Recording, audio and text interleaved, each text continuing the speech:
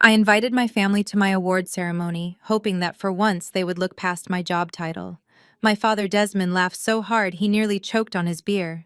Just a lowly secretary, he scoffed, tossing the gold-embossed invitation onto the sticky coffee table. My sister Chanel did not even look up from her phone as she replied, "We are busy going to dinner at Le Ciel."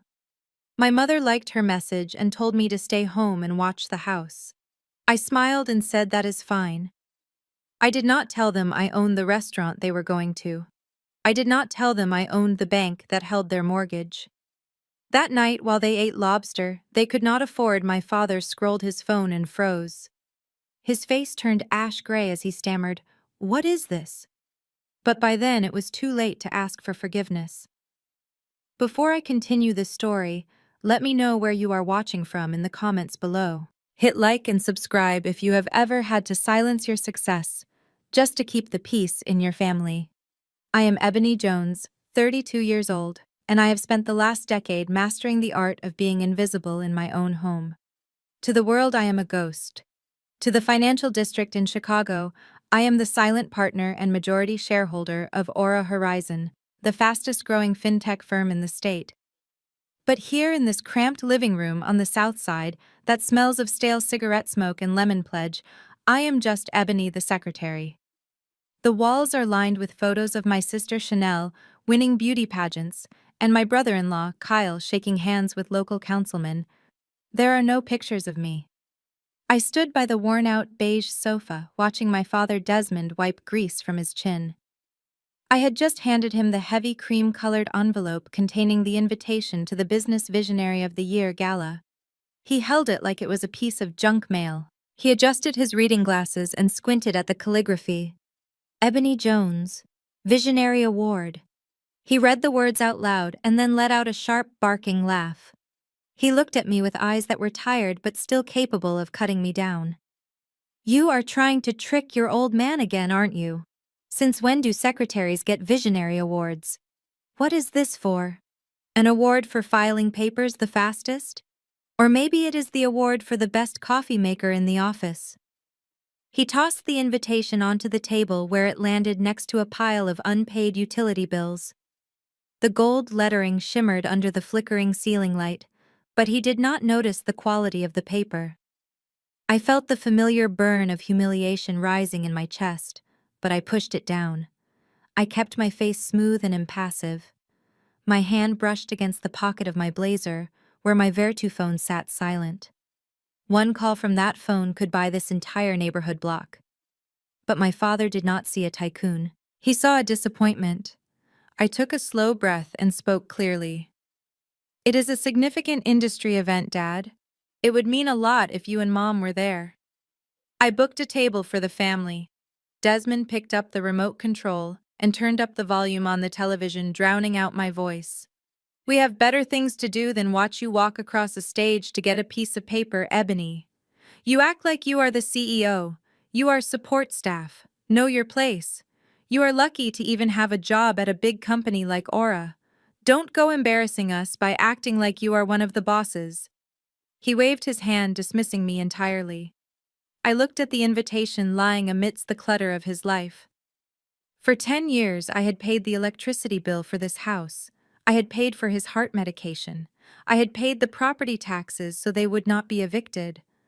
And yet in his eyes I was still the little girl who was not smart enough, not pretty enough, and definitely not successful enough. I wanted to scream the truth. I wanted to tell him that the CEO of Aura reported to me.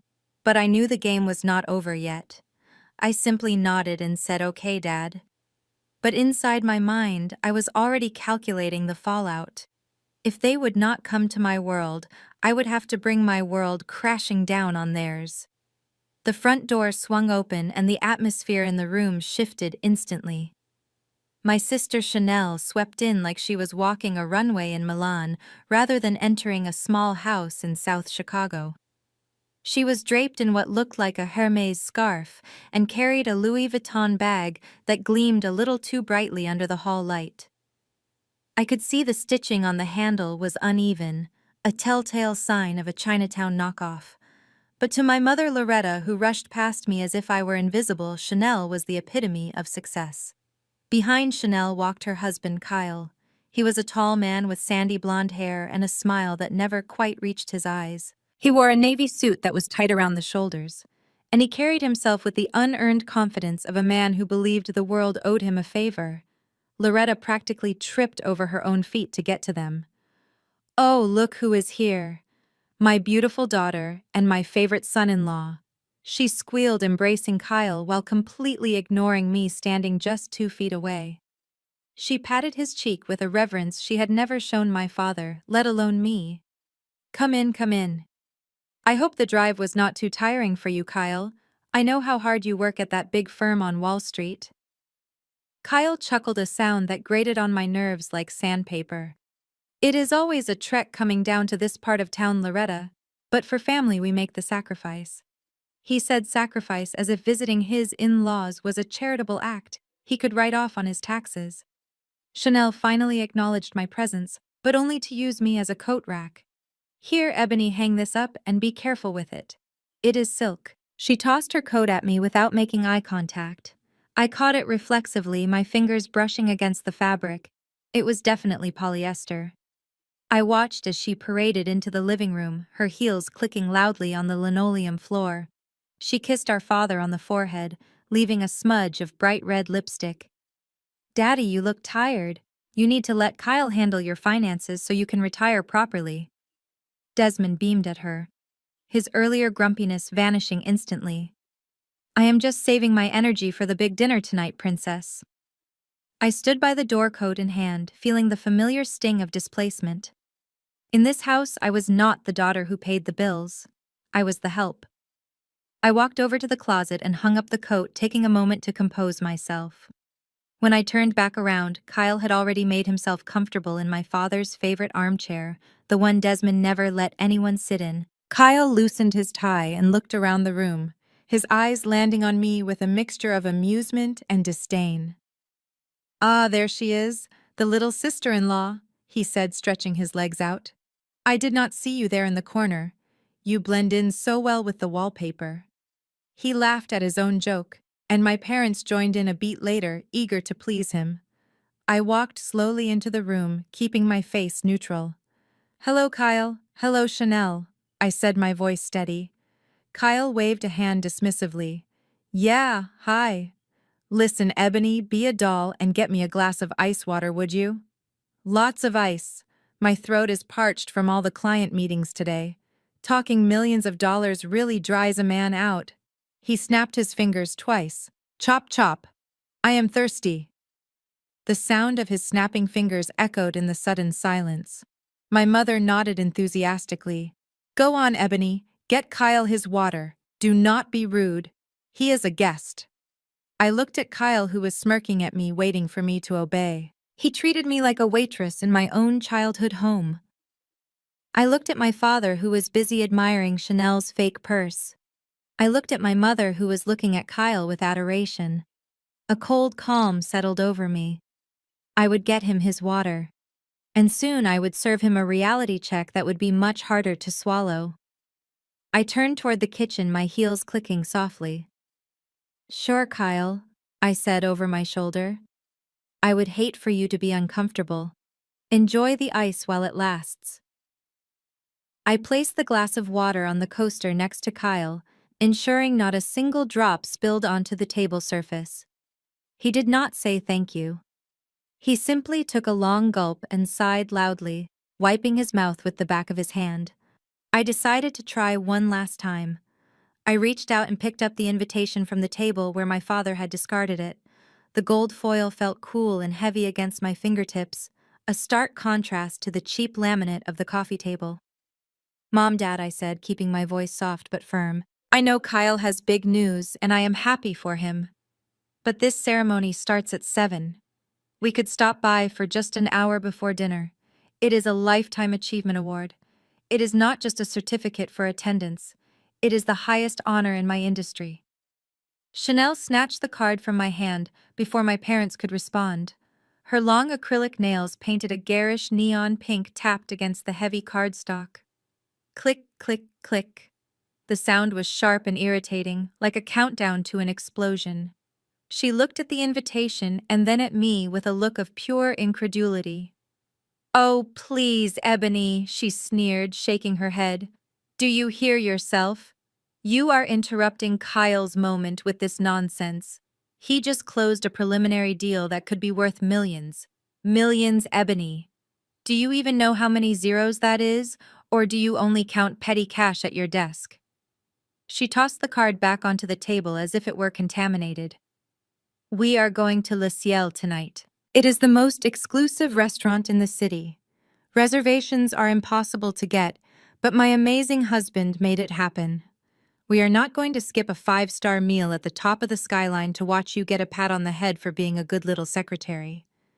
Do you have any idea how hard it is to get a table at Le Ciel?" I bit the inside of my cheek to keep from laughing. I knew exactly how hard it was to get a table at Le Ciel because I had bought the restaurant 3 years ago when the previous owner went bankrupt. I signed the chef's paychecks. I approved the seasonal menus. But to them, Le Ciel was a kingdom they were lucky to visit while I was the queen incognito. I looked at my mother, hoping to find a shred of maternal instinct buried under her layers of social climbing. "Mom, Le Ciel will be there all night. Please, just 1 hour." Loretta let out a long, dramatic sigh. She looked at me with that familiar expression of pity mixed with annoyance. The look that said, "Why are you so difficult?" She adjusted the collar of her blouse and shook her head. "Honey, stop it," she said. "You are bringing down the mood. Look at your sister. Look at Kyle. They are celebrating. Why do you always have to make everything about you?" She reached out and patted my arm, but her touch was devoid of warmth. "Besides, we need someone to stay here. The neighborhood is not what it used to be, and I do not want to leave the house empty with all these nice gifts Kyle brought. You stay here and watch the house.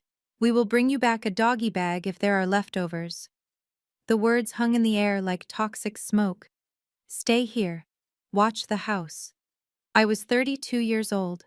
I was a silent billionaire. And I was being told to babysit a house I had paid for while they went to celebrate a mediocre man at a restaurant I owned. "So that is it?" I asked quietly. "I am the house sitter." "Don't be dramatic." My father grunted from his chair, finally looking up from his phone. "It is the most useful thing you can do tonight. Now stop pestering your mother and let us get ready." Kyle stood up and peeled off his navy blazer with an exaggerated flourish. He did not hand it to me or hang it up. Instead, he tossed it onto the beige sofa where it landed in a crumpled heap right next to my thigh. The smell of his expensive but overpowering cologne wafted up instantly, choking the air between us. "Since you are playing house sitter tonight, you can make yourself useful," he said, adjusting his cufflinks. "Press that suit for me, steam it properly, and for God's sake do not burn it like you probably do with your own cheap clothes. That is Italian wool ebony. It costs more than your car." I looked down at the jacket. It was a mass-produced brand I recognized from the mid-tier department stores. But to Kyle, it was a royal garment. He smoothed his shirt front and checked his reflection in the hallway mirror, admiring his own jawline. "I have a massive meeting tomorrow morning," he continued, his voice booming with self-importance. 9 a.m. sharp. It is the kind of meeting that makes or breaks careers. He turned back to me, a smirk playing on his lips. "It is with a senior partner at Aura Horizon. Your company, right?" He let out a short, barking laugh. "Actually, I should not say your company. That implies you have equity. You just answer the phones there, don't you? You are just the gatekeeper for the people who actually matter." I felt a muscle in my jaw jump. He was talking about a meeting with Marcus Thorne, my vice president of strategy. A meeting I had personally authorized just yesterday to evaluate whether Kyle's boutique firm was worth a hostile takeover. He had no idea he was preparing to pitch to a man who took orders directly from me. He was bragging about entering the lion's den while mocking the lioness. "I will be stopping by the executive floor after I close the deal," he said, walking over to stand directly in front of me. He loomed over me, trying to use his height to intimidate. "If I see you, I will make sure to wave. Better yet, have a cappuccino ready for me. Extra foam. Maybe if you make it well, I will put in a good word for you with the big bosses. Help you keep that minimum wage job. You know how volatile the market is. You need all the help you can get. My fingernails dug into the palms of my hands, creating crescent-shaped indentations. The urge to slap the arrogance off his face was overwhelming. I wanted to tell him that I was the one who signed the paychecks. I wanted to tell him that his big deal was actually an audit in disguise. But I held back. The payoff would be so much sweeter if I let him walk into the trap blindfolded. I stood up slowly, meeting his gaze. I smoothed the front of my blazer and forced my lips into a polite professional smile, the kind of smile a predator gives before the strike. "Don't worry, Kyle," I said, my voice smooth and cold as liquid nitrogen. "I will ensure your experience at Aura tomorrow is unforgettable. I will take care of you personally. You have no idea how much attention I am going to give to your file." He missed the double meaning entirely. He just winked at Chanel, who was busy checking her makeup in her compact mirror. "See, babe," he said, pointing a thumb at me. "She knows who the alpha is. She knows who pays the bills in this family. Now come on, the reservations are at 7, and I do not want to keep the valet waiting." They swept past me in a cloud of perfume and arrogance, moving toward the front door, like royalty leaving a peasant dwelling. Chanel stopped briefly to check her reflection in the hallway mirror, adjusting her faux fur stole one last time. She made a show of ignoring me, stepping around me, as if I were a piece of furniture that had been placed inconveniently in her path. Kyle marched out first, twirling the keys to his white BMW on his finger. He loved that car. It was his pride and joy, a symbol of the status he desperately wanted to project. I watched him strut toward the driveway, knowing what he refused to admit, that the car was a base model on a lease he was 2 months behind on paying. I followed them out onto the porch, hugging my arms against the chill of the Chicago evening. The streetlights were just flickering on, casting long shadows across the cracked pavement of the driveway. Kyle unlocked the car with a chirp of the alarm system and held the door open for Chanel. She slid into the passenger seat with the grace of a woman who believed cameras were constantly trained on her. My mother squeezed into the back seat, arranging her dress carefully so it would not wrinkle. They looked like a picture-perfect family from a catalog. The successful husband, the beautiful wife, the doting parents, and the daughter they left behind on the porch. The engine roared to life a little too loudly in the quiet neighborhood. Kyle revved it twice, showing off the horsepower to absolutely no one. Before he pulled away, the rear window rolled down slowly. My father Desmond leaned out, his face illuminated by the dashboard lights. He looked at me standing alone under the yellow porch light and offered one last piece of unsolicited advice. "Don't get into any trouble in the house, Ebony," he called out over the rumble of the engine. "And do not order takeout. It is a waste of money. There is some leftover meatloaf in the fridge from Tuesday. You can heat that up. It is perfectly good food." He said it with the tone of a benevolent king tossing crumbs to a beggar.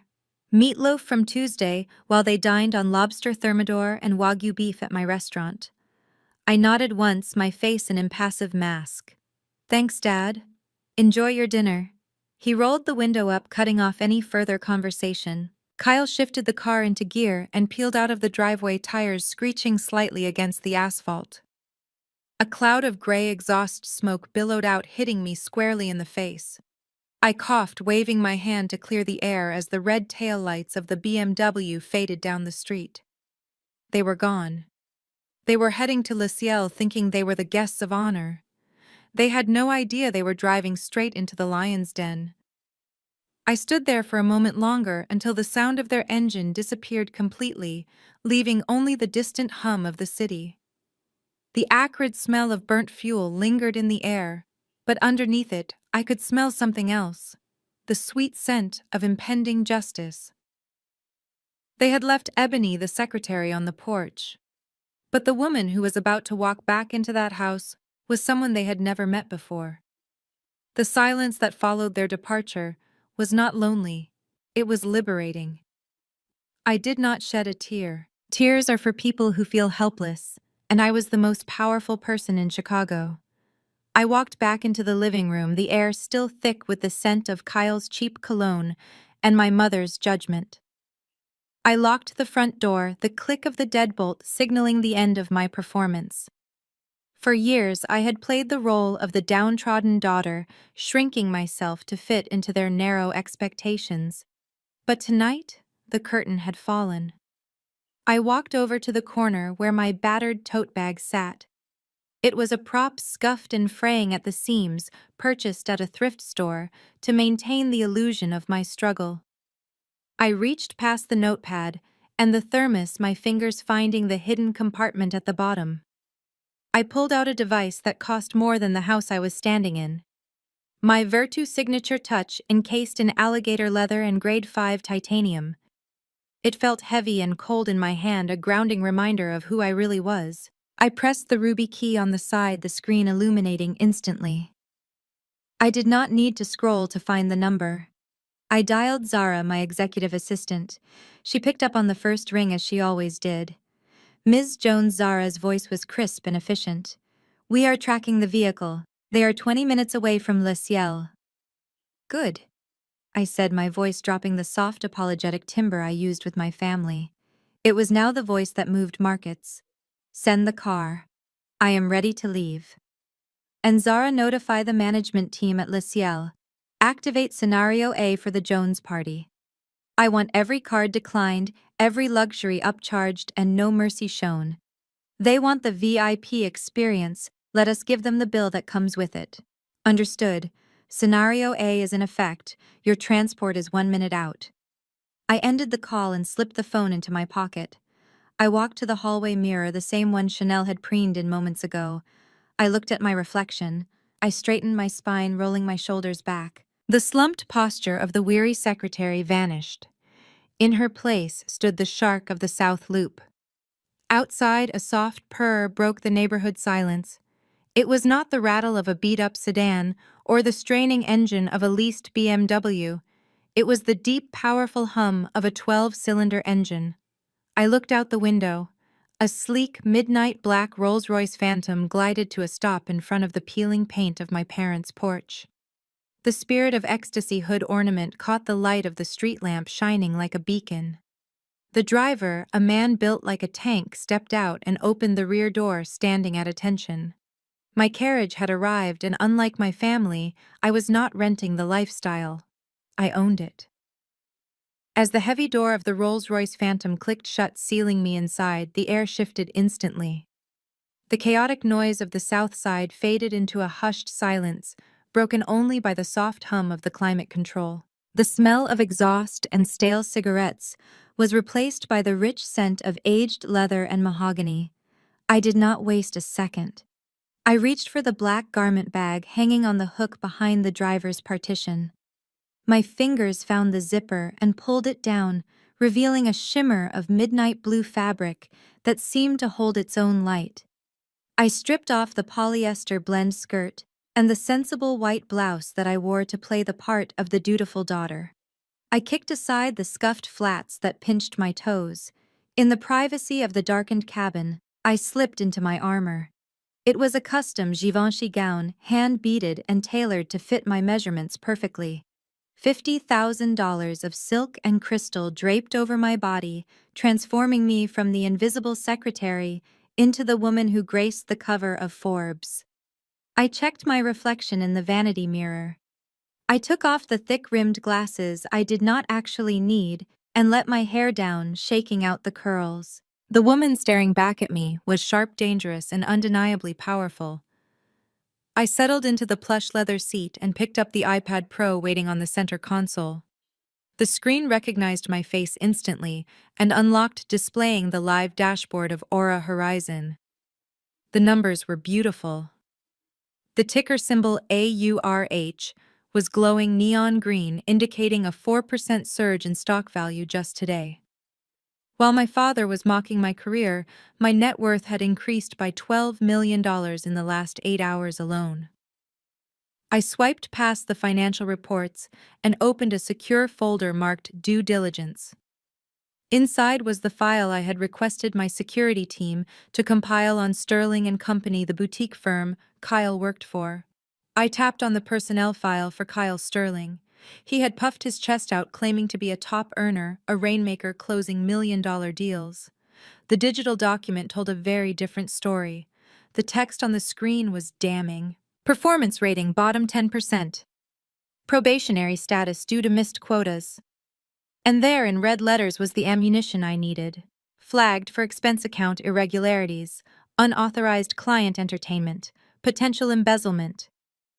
I felt a cold smile spread across my face. Kyle was not a rising star, he was a desperate man drowning in debt and stealing from his company to keep up appearances. He was walking into a meeting with my company tomorrow, hoping to save his career, but he did not know I already held the smoking gun. He was not just an annoyance anymore, he was a liability. I closed the file and looked out the tinted window as the city skyline came into view. The lights of Chicago twinkled like diamonds, but none shone as bright as the fire burning in my chest.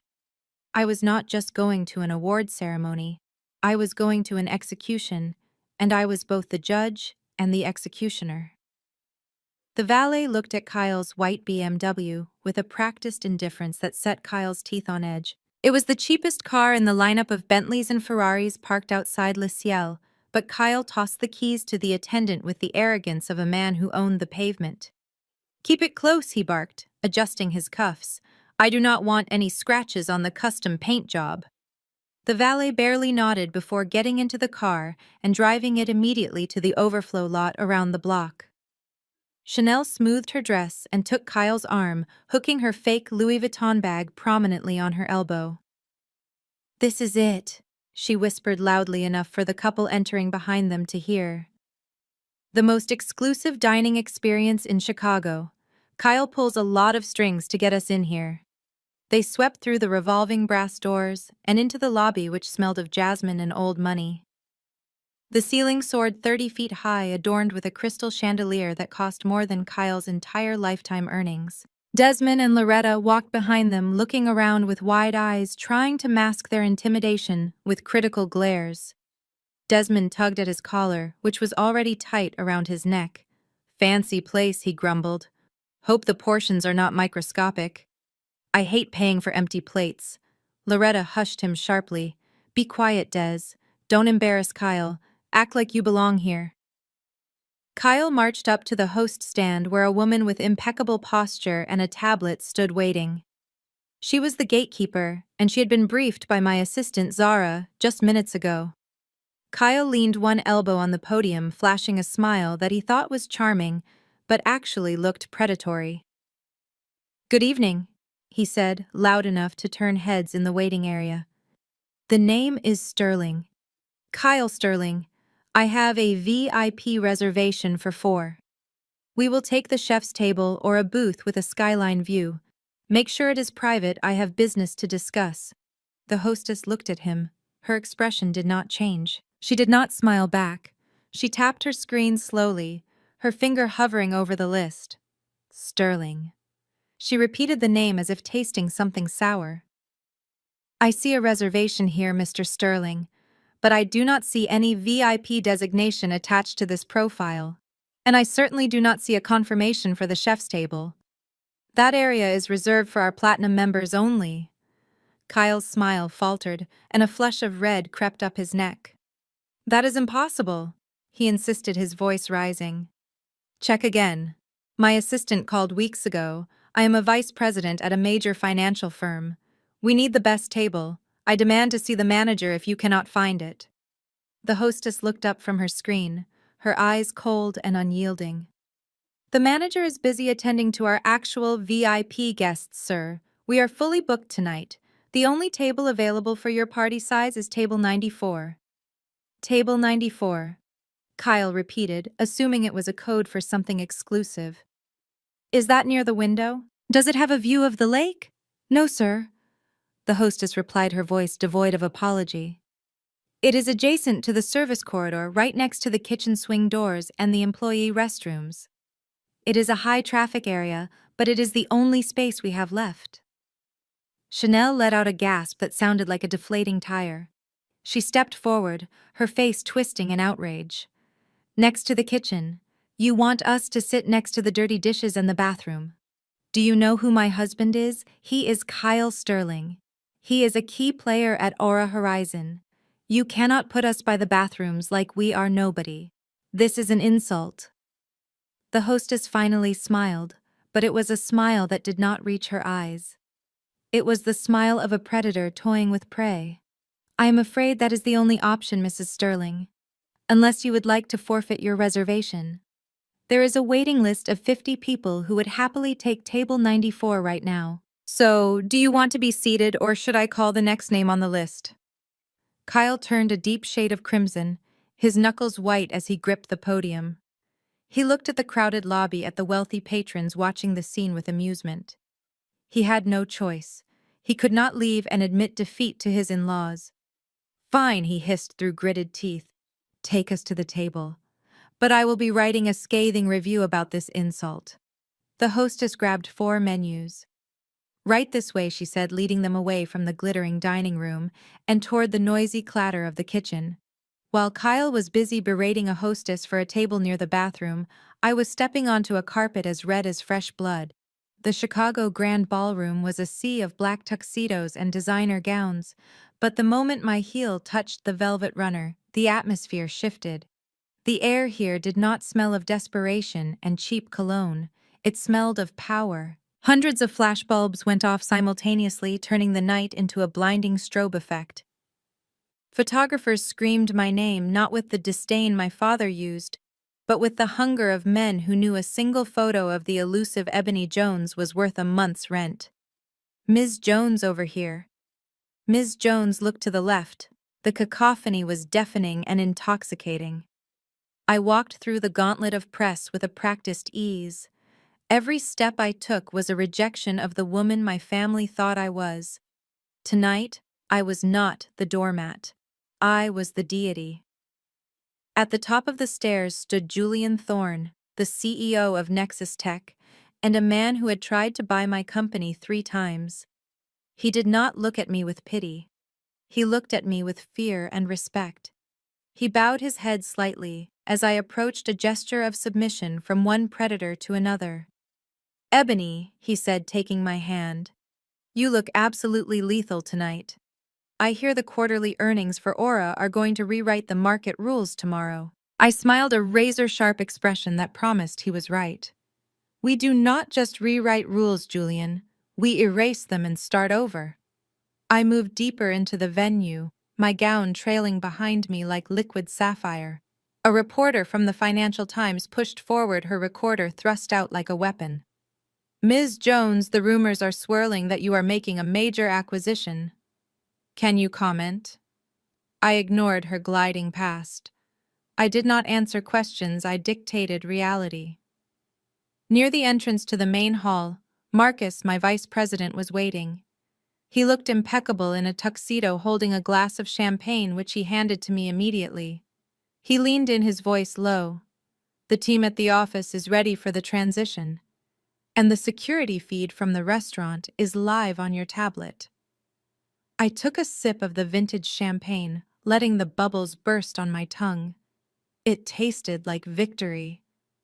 Marcus glanced around the room, scanning the crowd of billionaires and power brokers. I noticed he was looking for the people who should have been standing beside me. He frowned slightly. Ebony, where are they? I thought your parents and sister were coming. I set aside a VIP box for them. You said you wanted them to see you accept the award. I looked at the golden statue waiting on the podium in the distance.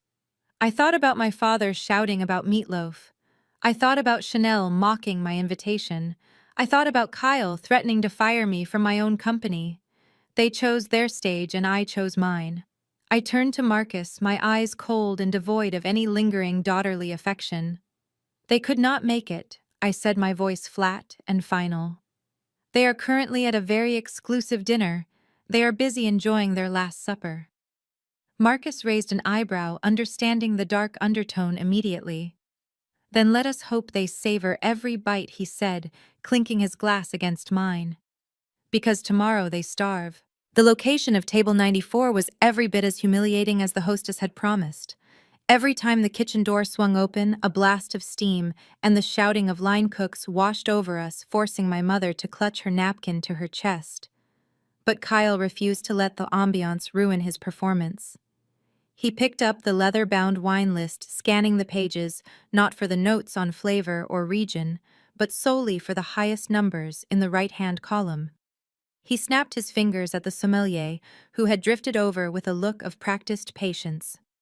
"We will start with the 1982 Chateau Margaux," Kyle announced loudly, making sure the table next to us could hear. "And bring the Magnum. We are celebrating a merger that will reshape the Chicago skyline, so do not make us wait. For the table, we will have the seafood tower, the extra-large one with the Alaskan king crab legs and the Osetra caviar. And keep the lobster coming until I say stop." My father Desmond whistled low through his teeth, his eyes widening as he did the mental math. "That bottle is more than my pension check for the whole year." He leaned back in his chair, beaming at Kyle with an adoration that bordered on worship. "Now this is how a man takes care of his family. You are a true provider, Kyle. A real king. Unlike that ungrateful daughter of mine. Ebony has been working at that office for 10 years, and she has never once bought me so much as a bowl of soup, let alone a feast like this. She claims she is broke all the time, but I know she is just stingy, saving every penny for herself while her parents starve." He shook his head, cutting into a bread roll aggressively. "It is shameful, really. She could learn a thing or two from you about generosity, about respecting your elders." While Desmond assassinated my character between bites of complimentary bread, my mother Loretta was busy curating her own version of reality. She pulled out her phone and opened Facebook, adjusting the lighting so the glare from the kitchen door was not visible. She held the phone up high, angling it to capture the crystal chandelier in the distance, while carefully cropping out the busboy clearing dirty dishes right behind her. "Hey everyone! It is Loretta live from Le Ciel," she cooed into the camera, putting on her best church lady voice. "Just enjoying a little Wednesday night dinner with my successful son-in-law and my beautiful daughter. Look at this wine list. Look at this atmosphere. We are so blessed. This is what hard work looks like, people. God is good." She panned the camera over to Kyle, who puffed out his chest and raised his glass in a mock toast. "And to think," she whispered dramatically, "some people said we would never make it to the top. Well, look at us now." She did not mention that her other daughter was currently receiving a standing ovation across town. She ended the live stream with a blowing kiss and set the phone down satisfied. The sommelier returned with the bottle, presenting the label to Kyle. Kyle waved a hand dismissively without even checking the vintage. "Just pour it," he commanded. "My throat is dry." As the dark red liquid filled the glasses, they clinked them together, toasting to a future that had already been foreclosed. They drank deeply, savoring the taste of what they thought was success, unaware that every sip was being added to a tab that would bankrupt them before dessert arrived. The waiter, standing in the shadows, tapped a command into his handheld device, confirming the order and initiating the protocol I had set in motion. The trap was set, and they were eating the bait. The spotlight hit me blinding and warm as I walked across the stage. The crystal trophy in my hand felt heavy, solid, a tangible proof of my worth that no one in my family could deny. I stood behind the podium, looking out at the sea of faces. The captains of industry, the tech giants, the venture capitalists, they were all waiting for my words. I took a deep breath. I did not need notes. I had been writing this speech in my head for 10 years. "Thank you." I began, my voice amplified, filling the cavernous hall. "Tonight, we celebrate vision. But vision is not just about seeing the future. It is about seeing the truth of the present, no matter how painful it is. In the world of finance, we talk about assets and liabilities. We talk about return on investment. But the hardest lesson I ever learned was not on Wall Street. It was in my own living room." I paused, letting the silence stretch. The audience leaned in, captivated by the raw emotion underneath my professional exterior. I continued. "I learned that there are two types of people. The builders and the parasites. The builders create value. They work in the shadows. They pay the bills. They fix the foundations. And then there are the parasites. They attach themselves to the builders. They feed on your energy, your resources, and your success. They mistake your silence for weakness and your generosity for obligation. They wear expensive suits bought with your money and claim they are the ones leading the charge. A ripple of murmurs went through the crowd. They thought I was talking about corporate raiders or hostile takeovers. They had no idea I was talking about a man currently eating lobster on my dime. For too long, I continued my grip tightening on the podium. I allowed these bad assets to remain on my balance sheet. I subsidized their inefficiency. I covered their debts. I let them live in the house I built while they told me I was not welcome at the table. But true leadership is knowing when to cut your losses. It is knowing when to stop feeding the beast and let it starve. Tonight, I am declaring a restructuring. I am liquidating the emotional debt and reclaiming my equity. Thunderous applause erupted. People were standing cheering for the ruthlessness of my business acumen. I smiled a small, cold curve of my lips. Just then, a static crackle buzzed in my right ear. It was the hidden earpiece I wore for security. Zara's voice came through clear and precise, cutting through the noise of the ovation. "Ms. Jones, the target has initiated payment. The Amex Black Card has been declined due to insufficient funds. He is trying the Visa now. It has also been flagged as stolen per your instruction." The waiter is approaching the table with the bad news. I looked out at the adoration of the crowd, but my mind was across town at a dimly lit table near a kitchen door. The first domino had fallen. "Thank you," I said into the microphone, my eyes glittering with dangerous amusement. "And remember, the market always corrects itself. Eventually, the bill always comes due."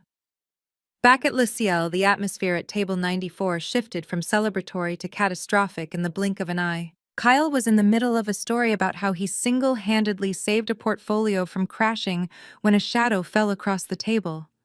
It was the waiter holding a small black leather folder. He did not place it on the table discreetly, as was the custom in fine dining. Instead, he held it tight against his chest, his expression grave. "Excuse me, Mr. Sterling?" the waiter said, his voice cutting through Kyle's laughter. "We have a problem with the payment method provided." Kyle frowned, wiping a smear of butter from his lip. "What are you talking about? I gave you my Amex Black. That card has no limit. Just run it again.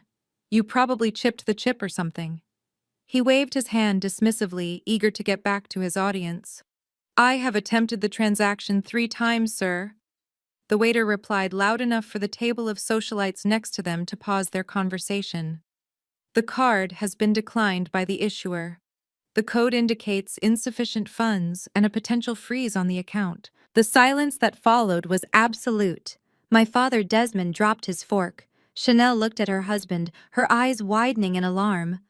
Kyle laughed, but it was a nervous, high-pitched sound. "That is ridiculous. I just paid off the balance last week. It must be a system error on your end. Here."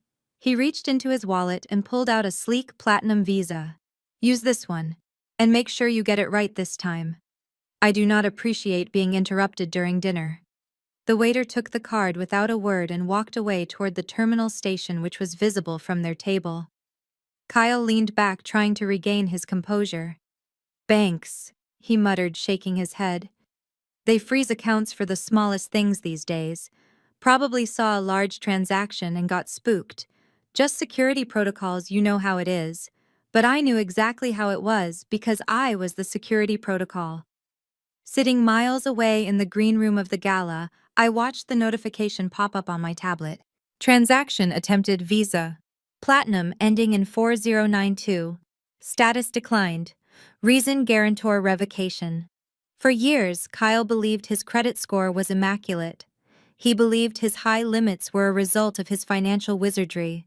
He never knew that 7 years ago, when he and Chanel were first married and drowning in credit card debt, I had quietly stepped in. I had used my standing as a private wealth client to guarantee their lines of credit. I was the silent cosigner, the invisible net that caught them every time they fell. They thought they were flying, but they were just tethered to my bank account. And tonight, I had cut the rope. The waiter returned, his face even more stern than before. I am sorry, sir. This card has also been declined. The issuer has flagged it as invalid. Do you have another form of payment? The bill currently stands at $3,400. Kyle's face turned a deep shade of crimson that matched the wine he could not pay for. Sweat began to bead on his forehead. That is impossible, he stammered, standing up. There is money in those accounts. I am a vice president. I demand you run it again manually. I cannot do that. Sir, the waiter said, stepping back as two large men in dark suits, the restaurant security, began to move toward the table. We need a valid form of payment immediately, or we will be forced to involve the authorities. Chanel grabbed Kyle's arm, her fake nails digging into his suit jacket. Kyle, do something. Everyone is staring. Pay the man. But for the first time in his life, Kyle Sterling had absolutely nothing to offer. The humiliation at table 94 was thick enough to choke on. The security guards took a step closer, crossing their arms over their chests in a silent threat that screamed law enforcement. Kyle looked at his platinum card lying useless on the white tablecloth like a dead insect. He was trembling not just from fear, but from the sudden shattering of his ego. He needed a reason. He needed a scapegoat. Because in the world of Kyle Sterling, nothing was ever his fault. It was the market. It was the banks. It was the economy. But tonight, none of those excuses would satisfy the stone-faced waiter demanding $3,000. Chanel leaned in close, her voice dropping to a hiss that the microphone on the table picked up clearly. She looked at her husband and then glanced around the room, searching for a villain. Her eyes narrowed. Think about it, Kyle. This does not make any sense. You are a top earner. The bank loves you. There is only one explanation for this glitch. She paused, letting the suspense build before delivering her verdict. It is Ebony. Kyle looked at her confused. What does Ebony have to do with my credit cards? She is just a secretary. Exactly. Chanel whispered, her fake eyelashes fluttering rapidly as she constructed her conspiracy theory. She is a secretary at Aura Horizon, the company that handles your clearing accounts. She has access to the system, Kyle. She probably went into the HR portal and messed with your direct deposit or flagged your accounts as suspicious. You know how jealous she is of us. She saw you happy. She saw us coming to Le Ciel, and she decided to sabotage you from her little cubicle. The realization washed over Kyle like a lifeline. It was perfect. It absolved him of all responsibility. He was not broke, he was a victim of corporate espionage. He was not a failure, he was being targeted by a vindictive sister-in-law. The fear in his eyes was instantly replaced by a self-righteous fury. You are right. He slammed his fist on the table, causing the silverware to rattle. That miserable little rat.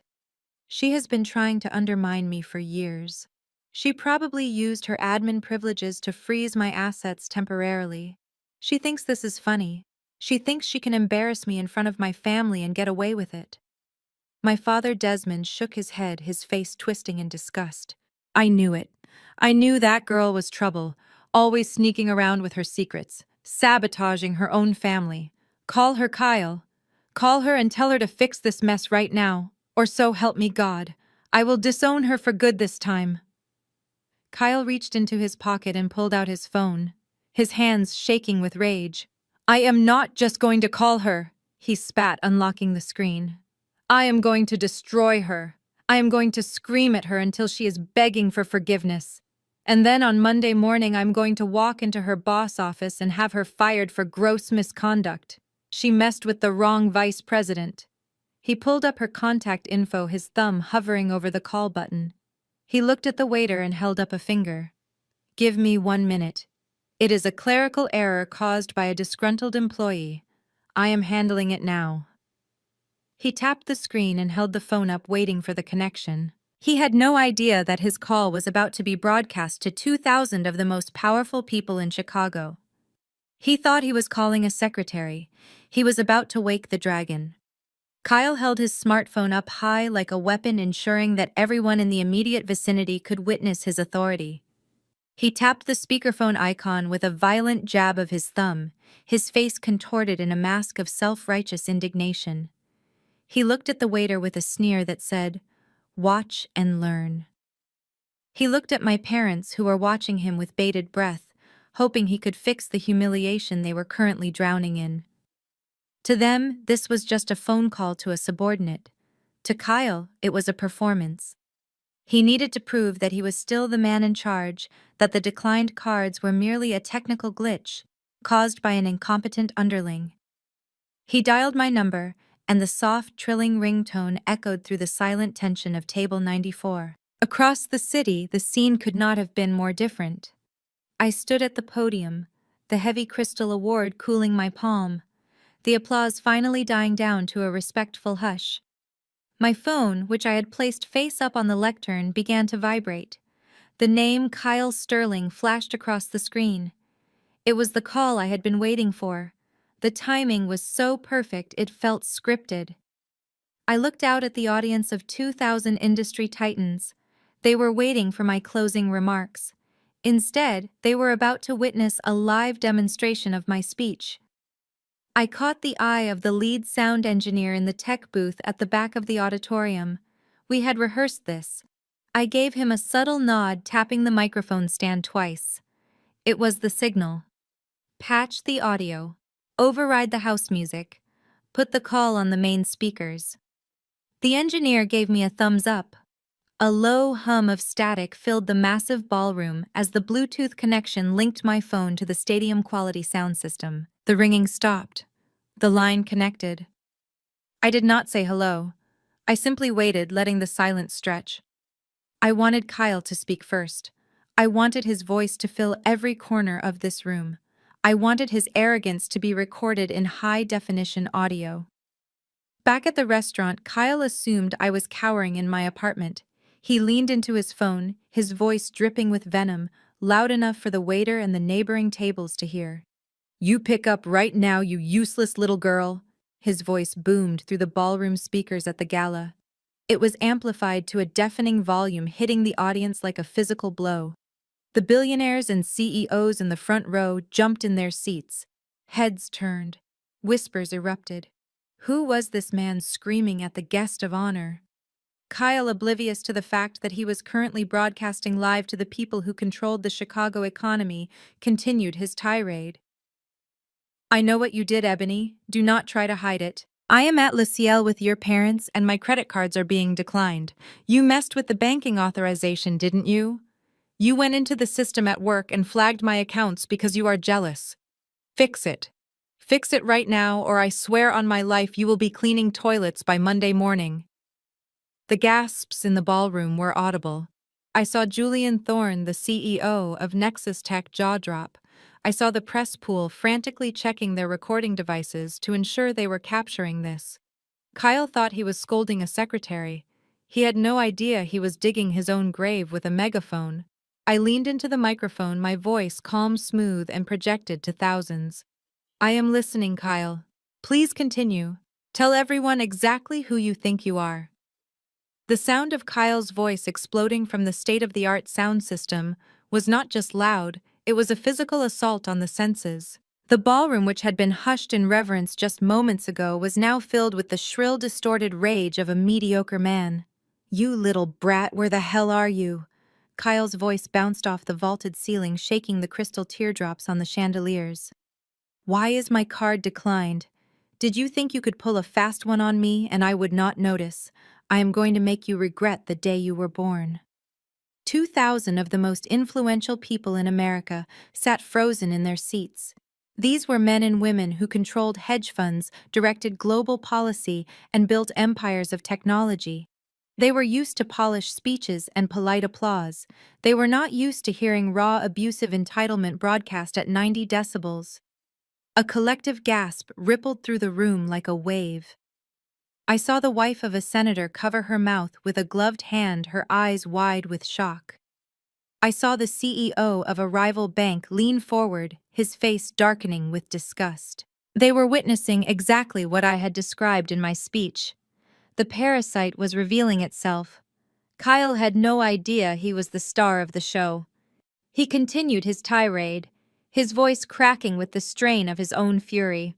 I know you are hiding somewhere laughing, but you won't be laughing when I get hold of your boss. Do you hear me, Ebony? I am going to call the senior partners at Aura Horizon personally. I am going to tell them their receptionist is using company access to harass a vice president. You will be out on the street before you can even pack your pathetic little box of personal items. Do you believe me? Do you believe I have the power to ruin you?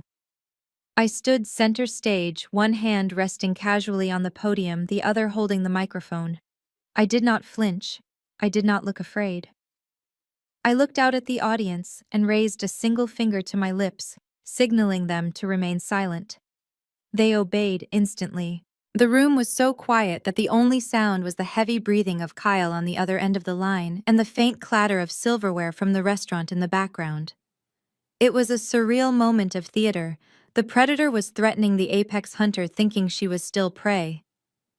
Kyle's voice dropped to a menacing growl, the volume perfectly captured by the high-definition audio link. You are quiet now, aren't you? Good. That means you are scared. Now listen to me very carefully. Unfreeze my cards, call the bank and apologize for your error. And then I want you to transfer $5,000 to my account as an apology fee. If you do that, maybe I will let you keep your job. Maybe. But you better hurry, because my patience is wearing thin. The audacity of the demand hung in the air. He was not just abusive, he was an extortionist. I looked at Marcus standing in the wings. He was shaking his head slowly, a look of disbelief on his face. Even he, knowing my family history, had not expected Kyle to be this foolish. But I had. I knew exactly who Kyle was, and now so did the entire business world. I leaned into the microphone, my voice calm and steady, a stark contrast to his chaotic screaming. The audience leaned in with me, waiting for the hammer to drop. I leaned closer to the microphone, my voice calm and resonant, booming through the speakers of the grand ballroom and echoing back into the receiver of the phone. I asked a simple question, but it carried the weight of an interrogation. Kyle, who are you talking to right now? Are you speaking to the bank? Or are you speaking to your brother-in-law? Or perhaps you are speaking to the woman whose house you just left without so much as a thank you. The question hung in the air, amplified to a terrifying volume. In the ballroom, 2,000 people held their breath. They watched as I stood alone on the stage, a solitary figure against a backdrop of velvet curtains, dismantling a bully with nothing but composure. But on the other end of the line, Kyle did not hear the echo of a stadium. He did not hear the judgment of the elite. He only heard a woman he had spent years belittling, and his ego was too bruised to recognize the danger he was in. He let out a scoff that sounded like a gunshot over the speakers. Don't play dumb with me, Ebony.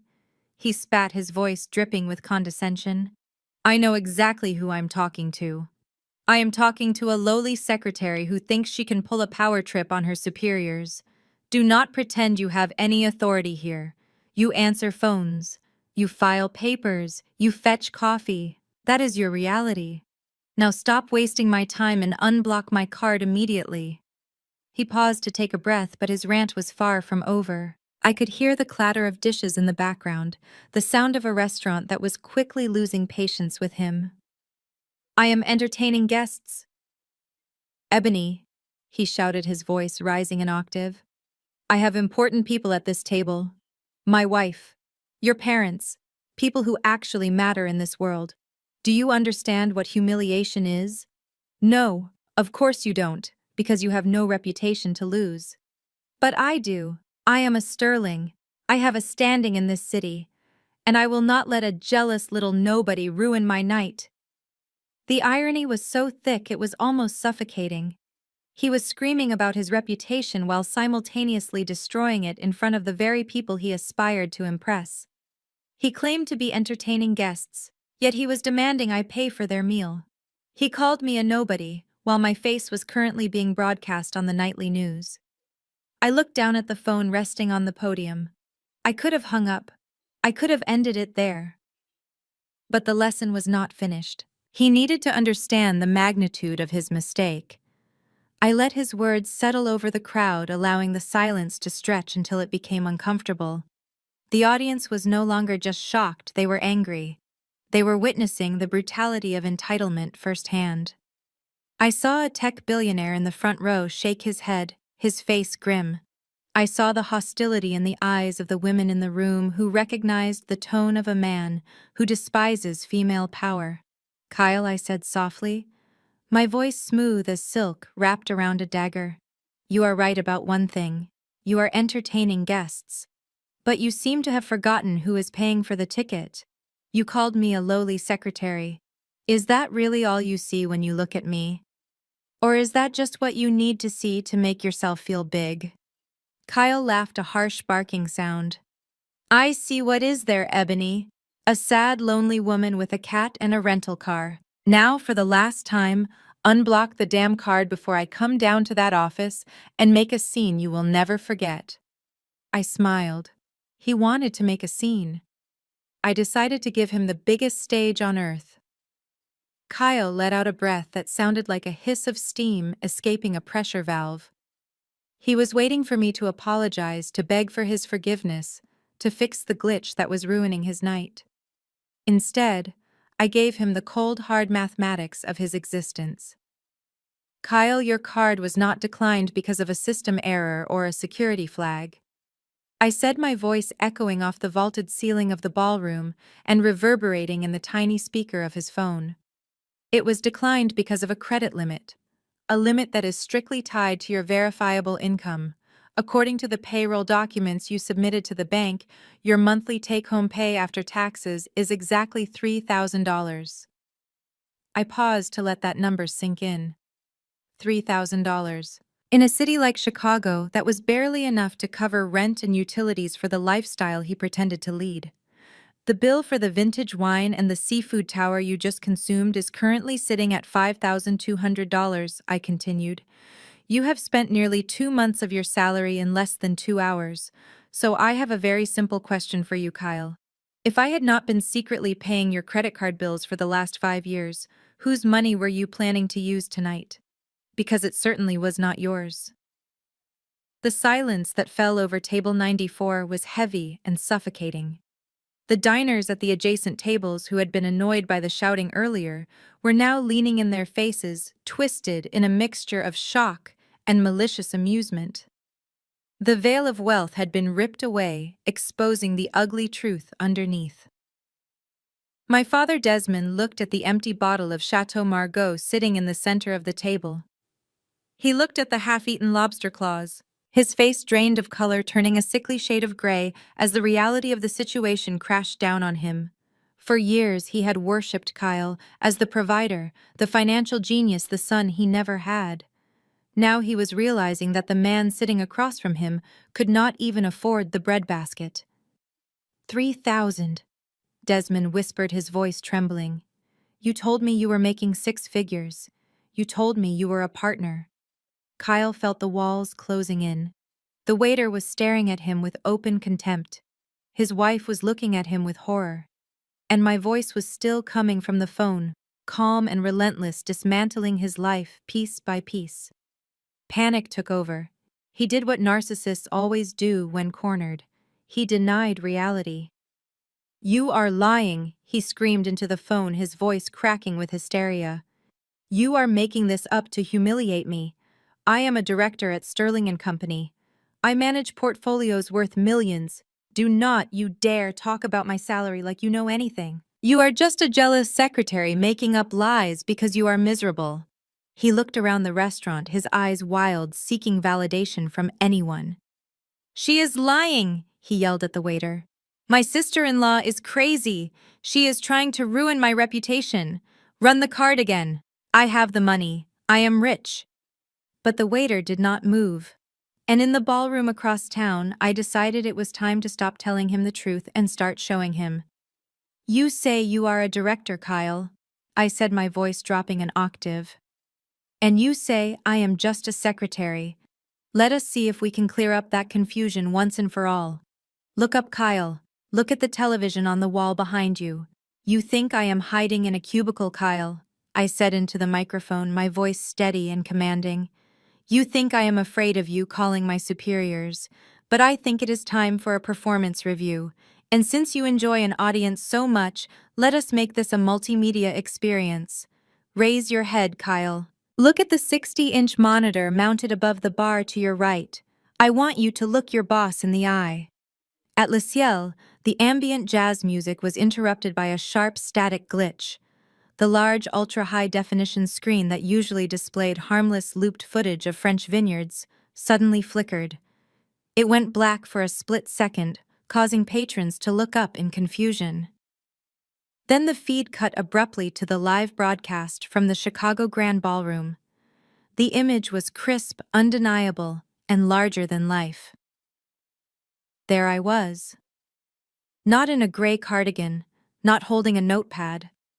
I was standing center stage, bathed in golden spotlight, wearing a custom midnight blue gown that cost more than Kyle's beloved BMW. I was holding the crystal trophy in one left hand and the phone to my ear with the right.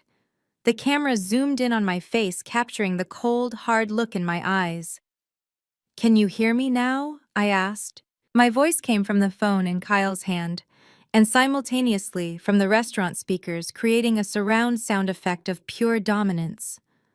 On the screen, my lips moved in perfect synchronization with the words he was hearing. Kyle slowly lifted his eyes. His face, which had been red with rage, drained of all color, turning a ghostly parchment white. His mouth opened, but no sound came out. He saw the chyron at the bottom of the screen. The bold white letters against the breaking news blue background read, Ebony Jones, founder and majority shareholder, Aura Horizon Group, estimated net worth $2.1 billion. The phone slipped slightly in his sweaty grip. He looked from the screen to the phone and back again, trying to process the impossibility of what he was seeing. The cognitive dissonance was shattering his reality. The woman he had ordered to iron his suit was currently being applauded by the city's elite. The woman he threatened to fire was the one who signed the paychecks of the men he reported to. My father Desmond choked on a piece of bread, coughing violently as he stared at the screen. "That is Ebony," he stammered, pointing a shaking finger at the television. "Why is she on the news? Why does it say billion with a B?" He looked at the waiter, seeking confirmation that this was a prank, but the waiter was also staring at the screen with a look of newfound respect. Chanel let out a sound that was half gasp, half whimper. She looked at her own fake designer bag and then at the genuine diamonds glittering around my neck on the screen. The envy was toxic, but the fear was stronger. She realized instantly that every mean text, every snide comment, every time she treated me like a servant, had been observed by a woman who could buy and sell her existence 1,000 times over. "I told you I would take care of you personally, Kyle," I said into the phone, my image on the screen smiling a cold, terrifying smile that sent shivers down his spine. "So here I am, your sister-in-law, your scapegoat, and as of this morning, the owner of the firm that employs you. Do you still want to speak to a manager, Kyle? Or are you ready to listen to the owner?" The entire restaurant fell silent, waiting for his answer. But the man who loved to hear himself talk was finally struck dumb. The silver spoon slipped from my father's numb fingers and hit the rim of his soup bowl with a violent clatter that echoed like a gunshot in the silent restaurant. Thick orange bisque splashed onto his tie and stained the pristine white tablecloth, but Desmond did not even blink. He sat frozen like a statue carved from regret, staring up at the 60-inch monitor. The man who had spent his entire life measuring success by the loudness of a voice and the flashiness of a car was now looking at the quiet, undeniable power of his own daughter. The chyron scrolling across the bottom of the screen in bold breaking news read, was impossible to misread. Ebony Jones, chairwoman of Aura Horizon, Chicago's youngest self-made billionaire. Beside him, my mother Loretta let out a sound that was somewhere between a gasp and a choke. Her hand flew to her throat, clutching her string of imitation pearls as if they were strangling her. Her mouth hung open, but no words came out. She looked from the television screen where I stood bathed in golden light to the empty chair at their table where she had told me I wasn't welcome. The realization hit her with the force of a physical blow. She had left a billionaire on her front porch to eat dinner with a fraud. She had chosen the son-in-law who couldn't pay for his own wine over the daughter who owned the vineyard. Kyle was the last to process the magnitude of his destruction. He stood paralyzed, his phone still pressed to his ear, his eyes darting frantically between the device in his sweating hand and the giant image of me looming over him. The sync was perfect. My lips on the screen moved in time with the voice in his ear. There was no lag, there was no trick. The color drained from his face, leaving him looking like a corpse in a cheap suit. He lowered the phone slowly, his hands trembling so violently he nearly dropped it into the melting ice of the seafood tower. "Woo! What is this?" he stammered, his voice a broken whisper that was pathetic compared to the booming arrogance he had displayed just minutes ago. "This is a trick. It has to be. You hacked the station. This is not real. You are a secretary. I know you are." But the denial rang hollow in the room filled with people who knew better. A man at the adjacent table, a hedge fund manager I had done business with, lowered his fork and looked at Kyle with pity. "That is no trick, son," he said loud enough for the entire section to hear. "That is Ebony Jones. She acquired my partner's firm last year in a cash deal. You are screaming at a woman who could buy this entire building with the change in her pocket." Desmond turned slowly to look at Kyle. The adoration in his eyes had vanished, replaced by a dawning horror. "You said she was a secretary," he rasped, his voice shaking. "You said she fetched coffee. You said she was a nobody. You told us she was jealous of you." Kyle backed away, shaking his head, his back hitting the wall near the kitchen door. "I did not know," he whispered, his voice cracking. "I swear, I did not know. She never told me." On the screen, I leaned closer to the camera, my eyes locking onto the lens as if I were staring directly into his soul. "You did not know because you never asked Kyle. You never looked past the job title. You never looked past your own ego. You were so busy trying to feel big that you never noticed you were standing in my shadow." The waiter stepped forward, picking up the declined credit card from the table with the tips of 2 fingers, as if it were contaminated waste. "I believe this belongs to you, sir," he said coldly. "And I believe you have a bill to settle. Or should we ask Ms. Jones to cover it for you one last time?" Kyle looked at the waiter, then at the screen, then at his wife, who was shrinking away from him in disgust. The floor was not opening up to swallow him, but I could see in his eyes that he wished it would. The broadcast on the wall did not cut to commercial. It zoomed in closer on my face, the high-definition screen capturing every nuance of my expression. I looked like a judge pronouncing a death sentence. "By the way, Kyle," I said, my voice smooth and devoid of mercy, "you mentioned you had a meeting at Aura Horizon tomorrow morning at 9. You were planning to pitch your portfolio to the senior partners. I am afraid I have to cancel that appointment." Kyle blinked, his mind struggling to catch up. "Cancel?" he whispered, his voice barely audible over the hum of the restaurant. "Yes." I continued, addressing not just him, but the entire city of Chicago watching the feed. "As the majority shareholder, I have a fiduciary duty to protect my company from bad actors. And after reviewing your file, I discovered a pattern of irregularities. The inflated expense reports, the client dinners that never happened, the unauthorized transfers to your personal accounts. It is all there in black and white." I paused, letting the accusation hang in the air like a guillotine. "So I signed a different document for you tonight. You are fired, Kyle. Effective immediately. For cause. Security has already cleared out your desk. If you step foot in the lobby tomorrow, you will be arrested for trespassing." The words hit the restaurant like a physical shockwave. Fired. The word echoed off the tiled walls. Kyle Sterling, the man who had just ordered a $2,000 bottle of wine to celebrate his success, was now unemployed and publicly shamed on live television. He slumped against the wall, his legs giving out, sliding down until he hit the floor in a heap of expensive fabric and ruined pride.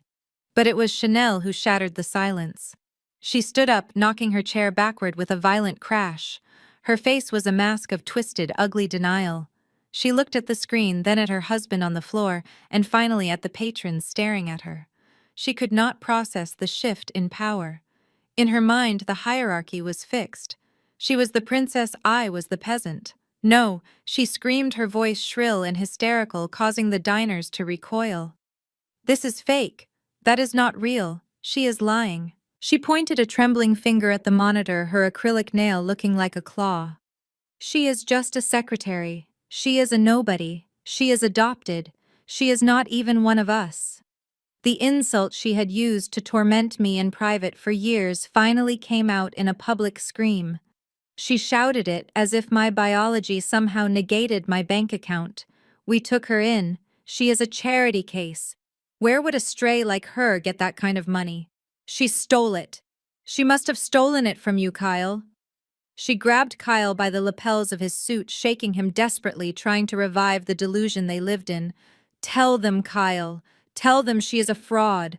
Tell them she is just the help. She cannot fire you. You are a Sterling, she is nothing. But Kyle did not answer. He was staring at the floor, seeing his life flash before his eyes, the debts, the lies, the house of cards that had just been blown over by the sister-in-law he had called a loser. The restaurant manager stepped forward, his patience finally exhausted. "Ma'am, please lower your voice," he said sternly, signaling for the security team. "You are disturbing the other guests." "Disturbing the guests," Chanel shrieked, spinning around, her eyes wild. "I am the guest. My sister is a thief. That video is a fake. I demand you turn it off. Turn it off right now." She grabbed a bread plate and hurled it at the television, but it missed wide, shattering against the wall. The sound of breaking china was the final punctuation mark on their social suicide. The sound of the china plate shattering against the silk wallpaper was the final bell. The dining room did not gasp this time. The patrons simply watched with the cold judgment of the upper class witnessing a public execution. The general manager, a man who usually moved with the stealth of a shadow, marched toward table 94. He was flanked by two security guards, who looked less like restaurant staff and more like linebackers for the Chicago Bears. They did not look happy about the damage to their establishment.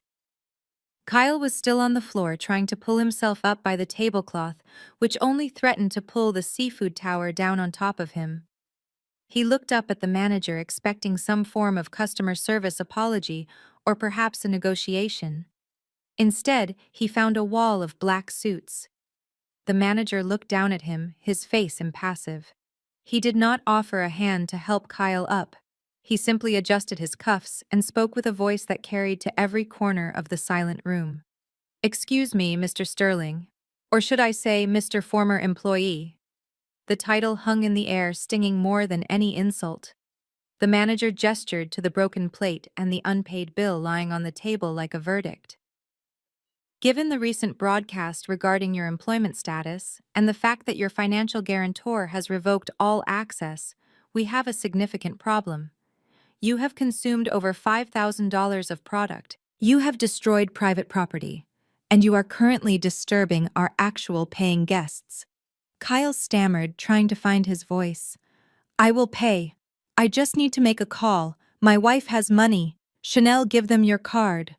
Chanel froze, clutching her fake bag tight to her chest. She knew her cards were maxed out on appearances on dresses she returned the next day and on maintaining a lifestyle she could not afford. She shook her head, stepping back from her husband as if poverty were contagious. "I do not have it, Kyle. You said you were handling it. You said you were the provider."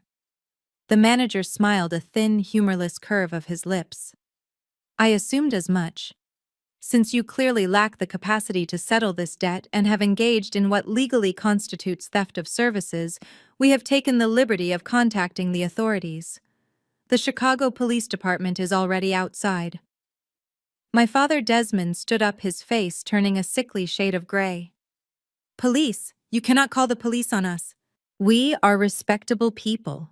My daughter is on that television. She is a billionaire. She will fix this. The manager turned his cold gaze to Desmond. Your daughter, Mr. Jones, is indeed a billionaire, and she is the one who instructed us to follow full protocol for any non-paying customers, regardless of biological relation. She made it very clear that there are to be no exceptions. You are not guests of Ms. Jones tonight. You are simply trespassers. One of the security guards stepped forward, placing a heavy hand on Kyle's shoulder. It was not a suggestion. It was an arrest in motion. We are going to escort you to the curb now, sir, the guard rumbled. The officers are waiting to take your statement, and I suggest you do not struggle. You have already caused enough damage for one lifetime. Kyle looked at the door, then at his family, then at the screen where my image was still watching him. He realized then that the trap had snapped shut. There was no way out. He was being evicted from the life he pretended to own. The wail of sirens pierced the heavy oak doors of Le Ciel, drowning out the soft jazz and the murmurs of the shocked patrons. Blue and red strobe lights flashed against the crystal chandeliers, turning the elegant dining room into a chaotic disco of law enforcement. The restaurant manager did not even flinch. He held the door open as two uniformed officers from the Chicago Police Department marched in. They did not look like they were there to take a reservation.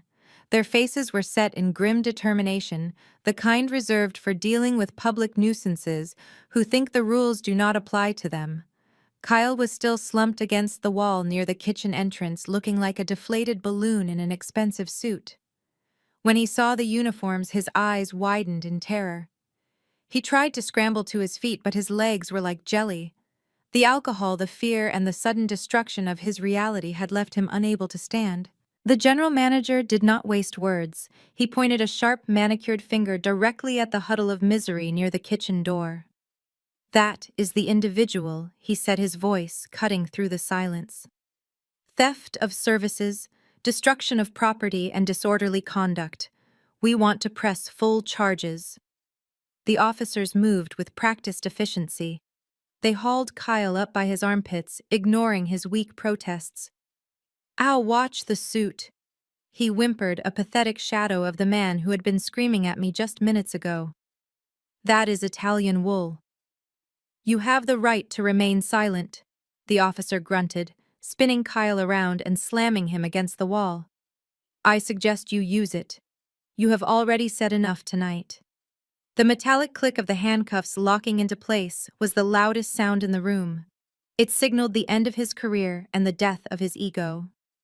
My sister Chanel stood frozen, her hands over her mouth, watching her husband being restrained like a common criminal. But it was my father Desmond who finally snapped out of his shock. He could not believe what was happening. In his mind, the Jones family was above this. We were respectable. We were not the kind of people who got arrested at dinner. He scrambled to his feet, knocking over his chair in his haste. "Wait, stop!" he shouted, stepping in front of the officers, his arms raised in a futile attempt to block their path. "You are making a huge mistake. You cannot take him away. Do you know who we are?" The lead officer stopped and looked Desmond up and down, taking in the lobster bisque stained on his tie and the desperation in his eyes. "Sir, step aside or you will be joining him for obstruction of justice." Desmond pointed a shaking finger at the 60-inch screen where my image was still watching them. "I am Desmond Jones," he announced, his voice cracking. "I am the father of Ebony Jones, the billionaire. The woman on that screen is my daughter. She owns this city. You cannot arrest my son-in-law without hearing from her." The officer looked up at the television screen where I stood holding my award, and then looked back down at the man claiming to be my patriarch. He let out a dry, humorless chuckle that stung worse than a baton strike. "If you are the father of a billionaire, sir," the officer said loud enough for the entire restaurant to hear, "then why are you letting your son-in-law go to jail over a dinner tab? Why don't you just pay the bill yourself?" Desmond opened his mouth to argue, but no words came out. The question hung in the air, exposing his poverty and his hypocrisy for everyone to see. He had no money, he had no power, he only had the name of the daughter he had rejected, and even that name could not save him now. The officer shook his head and shoved Kyle forward, beginning the long, humiliating walk of shame through the dining room, while Desmond stood helpless in the ruins of his pride. The humiliation inside Le Ciel was far from over. Kyle had been dragged out in cuffs, but the bill remained on the table, a paper specter of their gluttony. The general manager turned his gaze to Chanel and my parents. "The debt must be secured," he stated, his voice devoid of the earlier hospitality. "We will require collateral until this matter is resolved legally." He pointed a manicured finger at the gold watch glinting on Chanel's wrist and the handbag she was clutching like a lifeline. "Leave those," Chanel gasped, stepping back. "You cannot be serious. This is a Rolex. It is worth more than your car. And this bag is vintage Louis Vuitton. I am not giving them to you." The manager did not argue. He simply nodded to the security guards who stepped forward, imposing and silent. The threat was clear: hand them over, or join Kyle in the back of a squad car. With trembling hands, Chanel unclasped the watch and slid the bag off her shoulder. "Be careful with them," she whimpered. The manager took the items, his eyes scanning them with the expertise of a man who dealt with genuine wealth daily. He turned the watch over, inspecting the clasp, and then ran a thumb over the stitching of the bag. A dry, cruel chuckle escaped his lips. "I suspect the pawnshop value of these counterfeits will hardly cover the cost of the appetizers," he said loud enough for the staff to hear. "But we will retain them as evidence of your attempted fraud. Now get out." The heavy oak doors were opened not with a bow but with a shove. My family stumbled out onto the pavement, the warmth and golden light of the restaurant slamming shut behind them. The Chicago night greeted them with a brutal slap of wind. The temperature had dropped significantly, and the first flakes of snow were beginning to fall, drifting down from the dark sky to settle on their exposed skin and expensive yet thin clothing. My father Desmond stood shivering in his suit, the lobster stain on his tie now freezing into a stiff crust. He looked at the closed doors, then at the empty street where Kyle's police cruiser had disappeared. The reality of their situation began to set in. They had no car keys, as Kyle had them in his pocket. They had no money. They had no coats, as they had checked them in and in the chaos had been ejected without retrieving them. "Ebony, my mother," Loretta said, her teeth chattering. She fumbled for her phone with numb fingers, the screen glowing bright in the gloom. "Ebony will fix this. She has to. She is our daughter. She cannot leave us out here like this." She dialed my number, putting it on speaker, her face twisted in a mixture of hope and desperation. The line rang once, then twice. Then, instead of my voice, a crisp, pre-recorded message played. It was the voice of a professional AI assistant, cool and detached. "The subscriber you have dialed is currently serving as chairman of Aura Horizon and is unavailable. For business inquiries, please contact her executive office to schedule an appointment. For all other matters, please leave a message. Note: unscheduled solicitations will be blocked." The line went dead. Loretta stared at the phone as if it had bitten her. The message was not just a rejection, it was a wall. A wall built of success and boundaries that she could no longer climb over with guilt or manipulation. The snow fell harder, dusting their shoulders in white, as they stood alone on the sidewalk, realizing that the daughter they had treated as a servant was now the queen they could not reach. The taxi ride back to the south side was the longest 40 minutes of their lives. Without Kyle's BMW and stripped of their fake luxury accessories, my family was forced to cram into the back of a smelling yellow cab that had seen better days. The heater was broken, blasting lukewarm air that did nothing to combat the freezing Chicago night. Chanel sat in the middle, shivering uncontrollably in her thin dress, her mascara running down her cheeks in black rivulets. She was not crying for her husband, who was currently being fingerprinted at the precinct.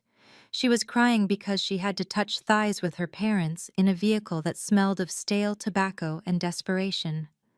When the cab finally pulled up to the curb in front of the house, the driver did not offer to open the door. He simply tapped the meter, which read $28.50.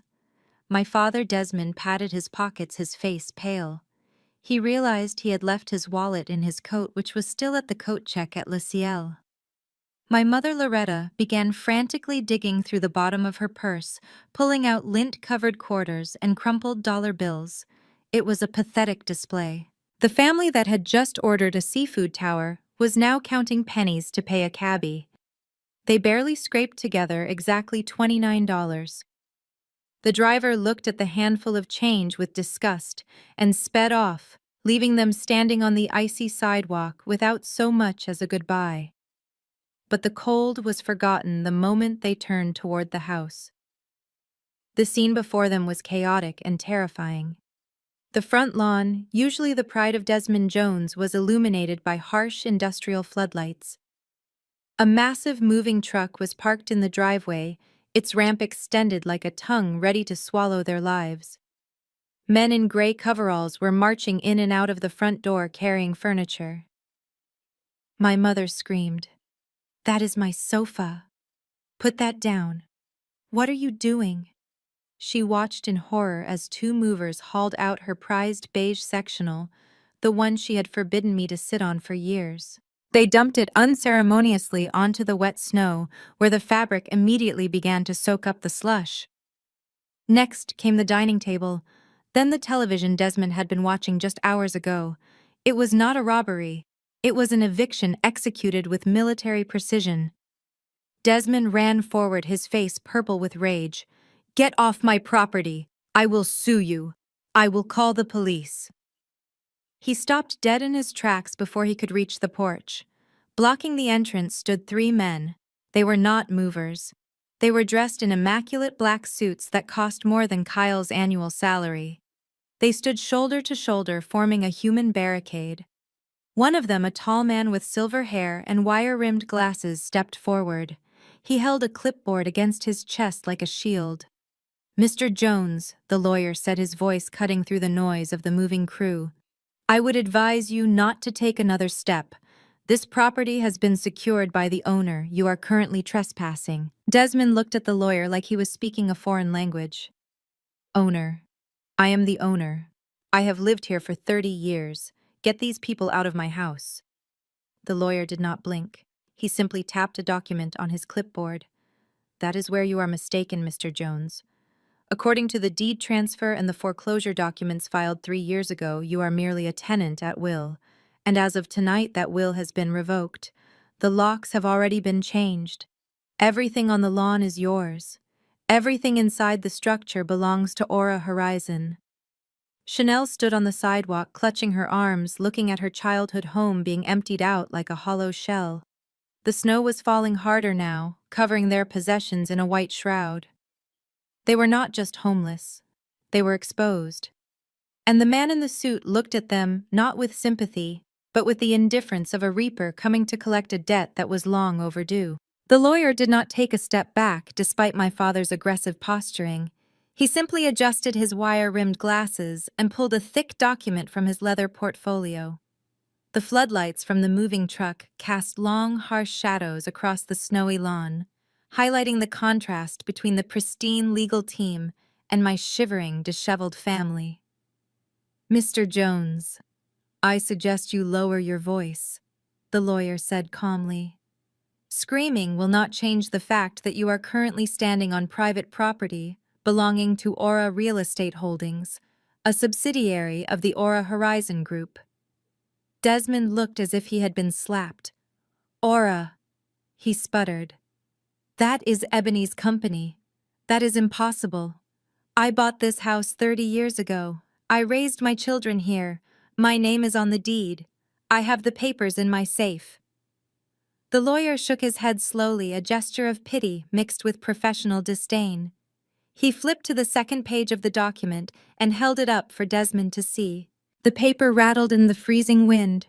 "You may have the original papers in your safe, Mr. Jones, but they are void.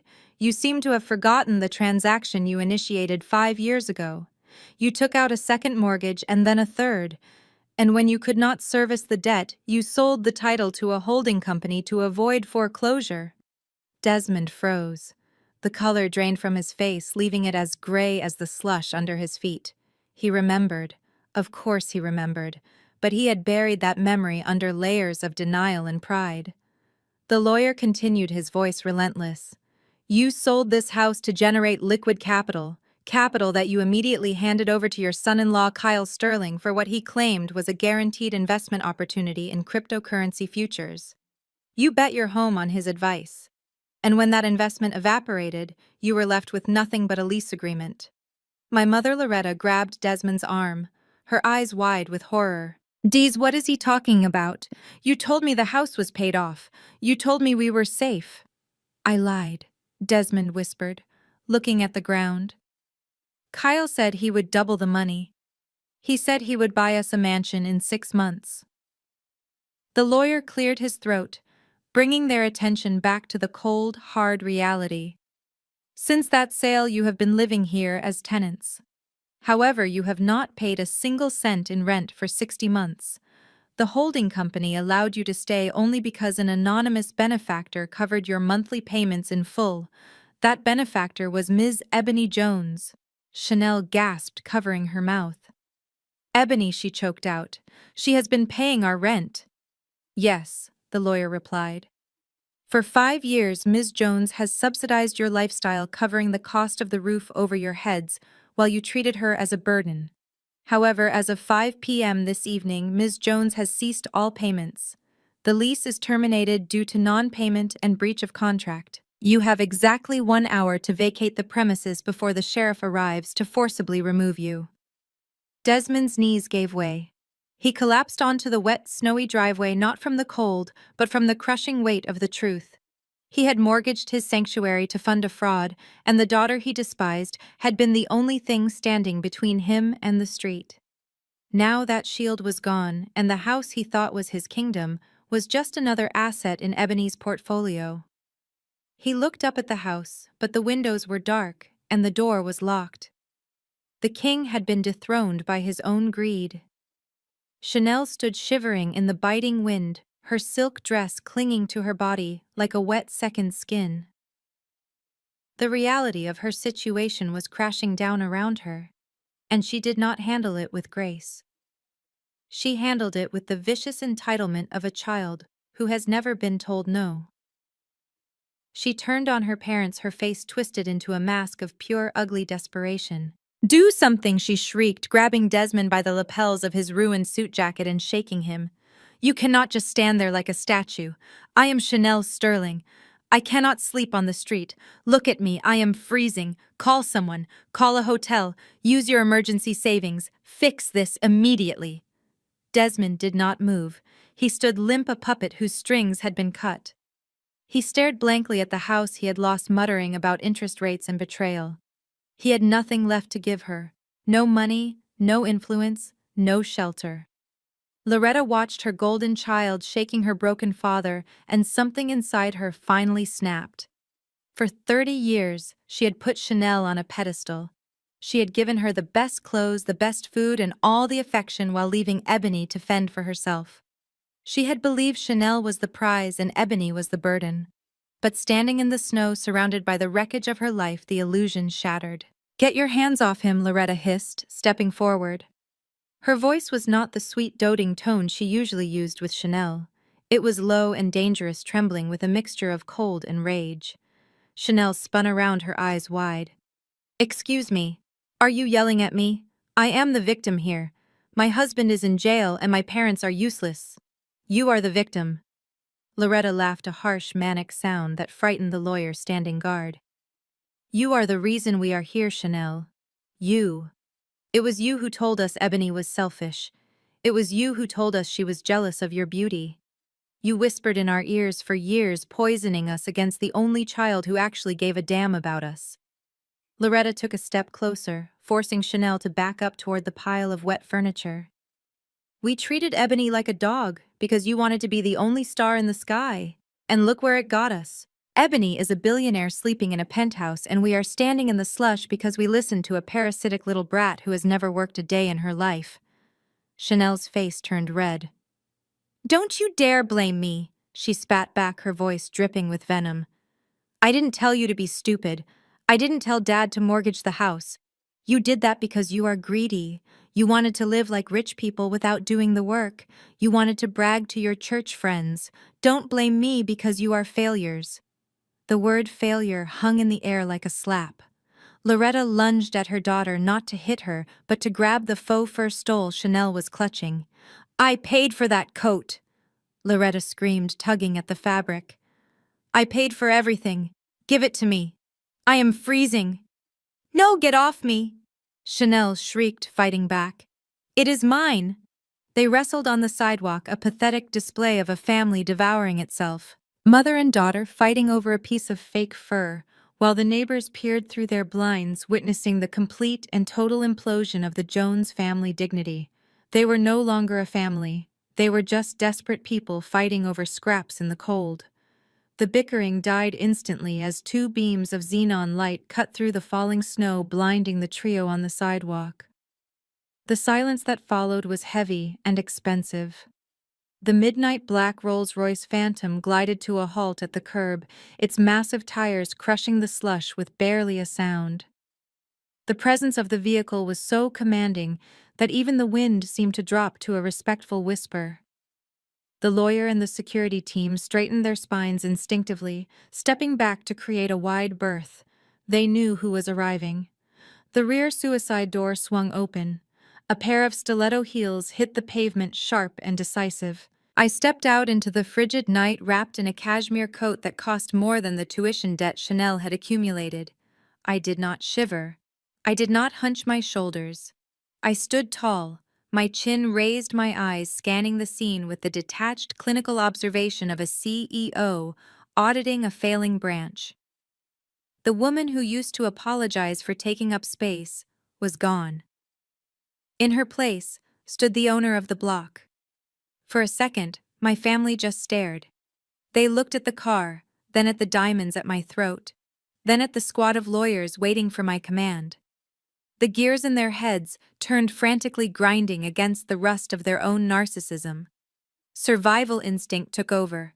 They dropped the hatred instantly and picked up the script they had used to control me for decades. The mask of the loving family was slapped back on, but it was crooked and smeared with desperation. "Ebony, my mother!" Loretta cried out, her voice cracking with a theatrical relief that would have been impressive if I had not seen her trying to strangle Chanel 30 seconds ago. "Oh, thank God. Baby girl, you are here. We were so worried about you." She rushed forward, her arms wide open, ignoring the police tape and the eviction notice. "Look at you. You look beautiful. I always told your father you were destined for greatness. I knew you would come to save us." Desmond scrambled up from the driveway, wiping the slush from his knees. He forced a smile that looked more like a grimace of pain. "That is my daughter," he announced, puffing out his chest, as if he hadn't just been exposed as a fraud. "That is the Jones right there." He pushed past the lawyer, reaching for my hand. "Ebony, tell these men to stand down. They are kicking your parents out of their own home. It is a misunderstanding, obviously. Just sign a check and make them go away. We can laugh about this inside over some hot cocoa." Just like old times, right? Chanel was the fastest to pivot. She shoved her parents aside, tears already streaming down her face, but her eyes were calculating. "Ebony, listen to me. It was Kyle. It was all Kyle. He tricked us. He brainwashed us." She grabbed the lapel of my coat, her fingers digging into the cashmere. "We didn't know he was stealing. We are victims here just like you. We are sisters, Ebony. Blood is thicker than water, remember. You cannot let them do this to me. I have nowhere to go. I am terrified." They surrounded me, a chorus of gaslighting and revisionist history. They tried to touch me, to hug me, to anchor themselves to my success. They truly believed that a few tearful words and a reminder of biological obligation would erase years of neglect. They thought I was still the bank. They thought I was still the doormat. They were wrong. I did not move.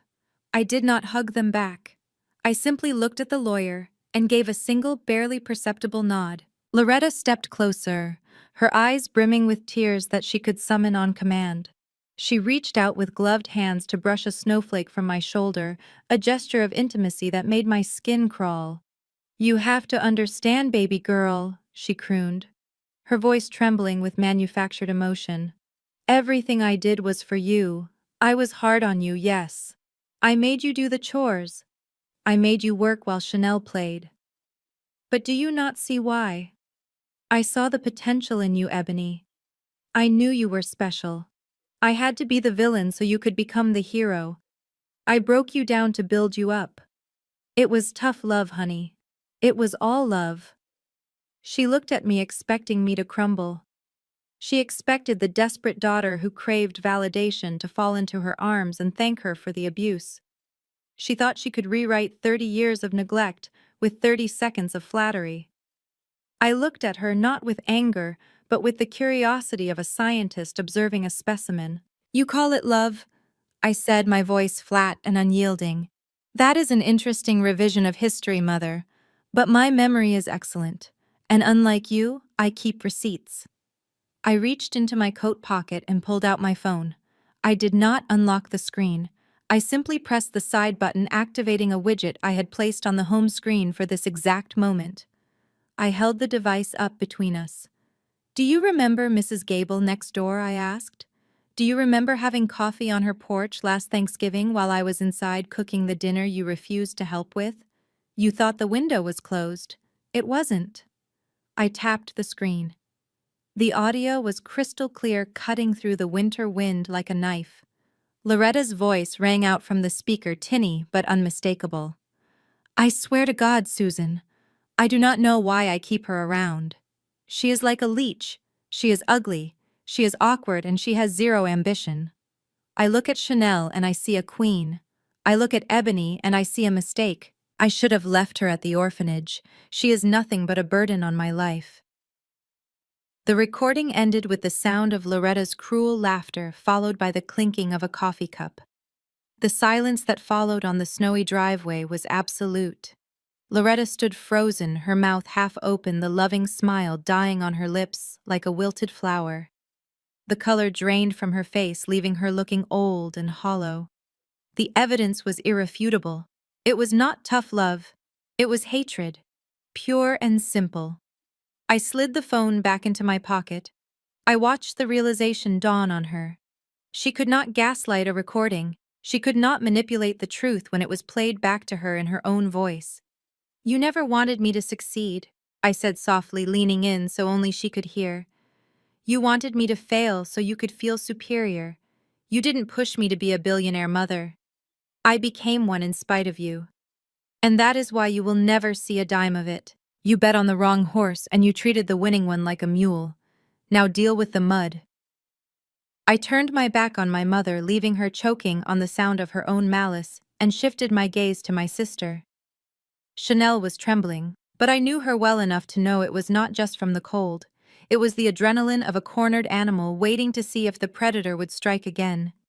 She was hugging herself, her fake fur coat muddy at the hem, looking from me to the police lights fading in the distance. She thought the worst was over. She thought Kyle was the sacrifice, and she would somehow survive the night as a tragic victim. I signaled to the lawyer again. He stepped forward, handing me a thick blue folder.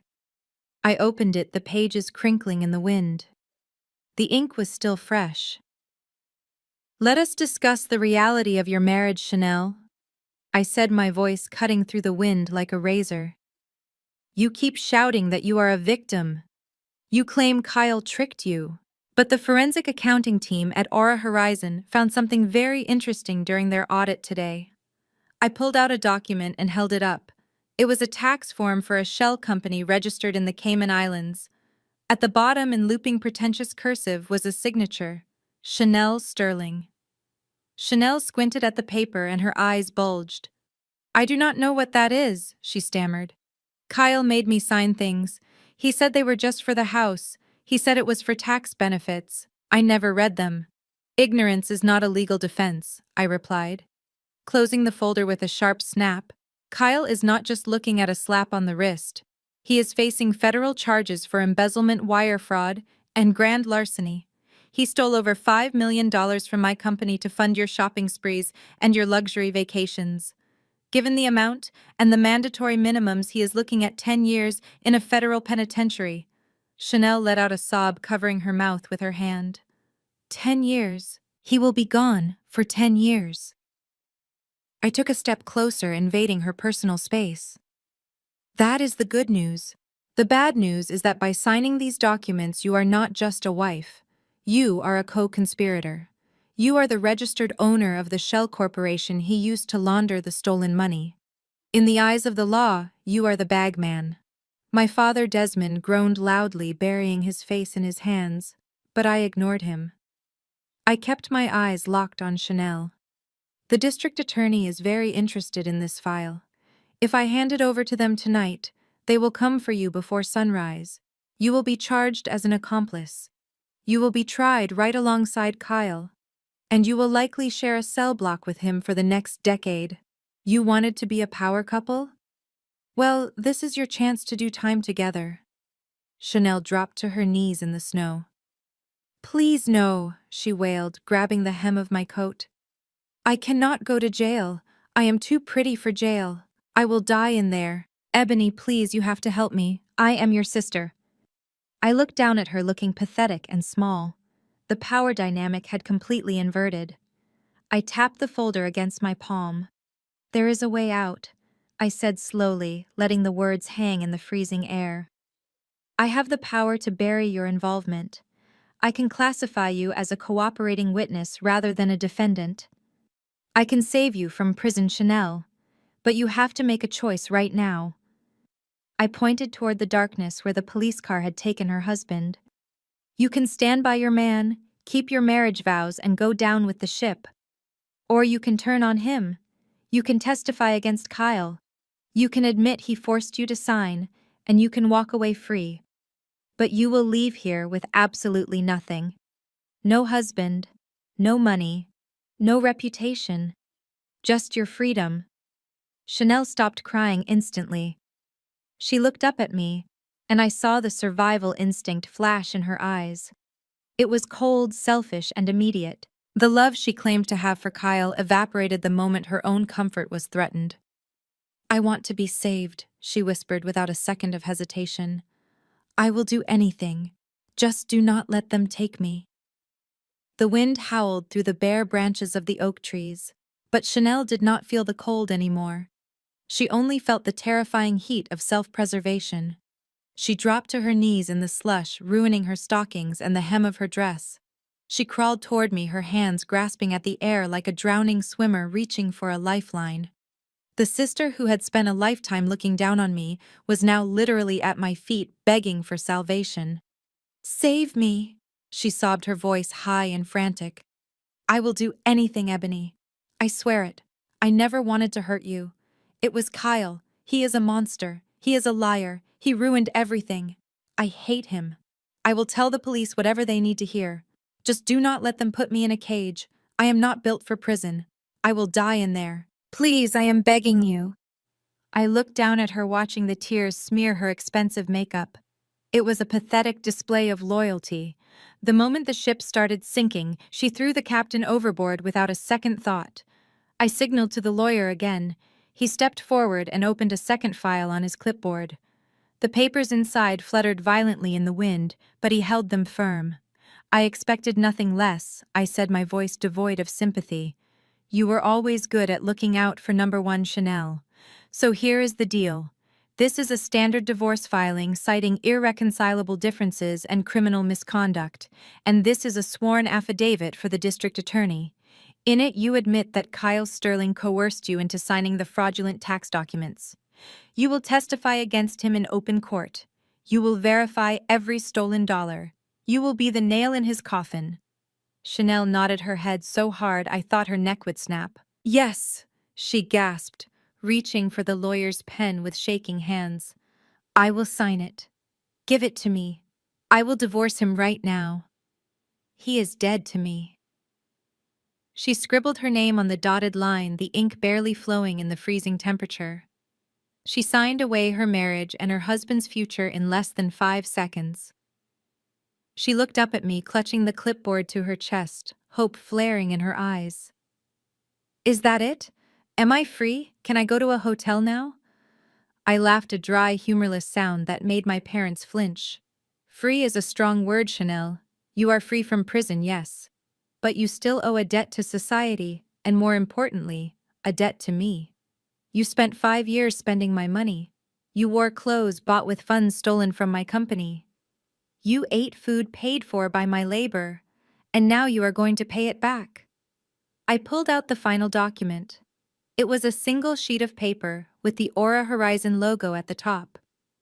This is an employment contract, I said, handing it to her. It is for an entry-level position. Minimum wage. No benefits. The hours are 6 p.m. to 2 a.m. Chanel squinted at the paper, trying to read the job title in the darkness. What is this? She asked, her voice trembling. Assistant. Coordinator. Sanitation engineer. I corrected her coldly. You are going to be a janitor, Chanel. You will report to the head of maintenance on Monday night.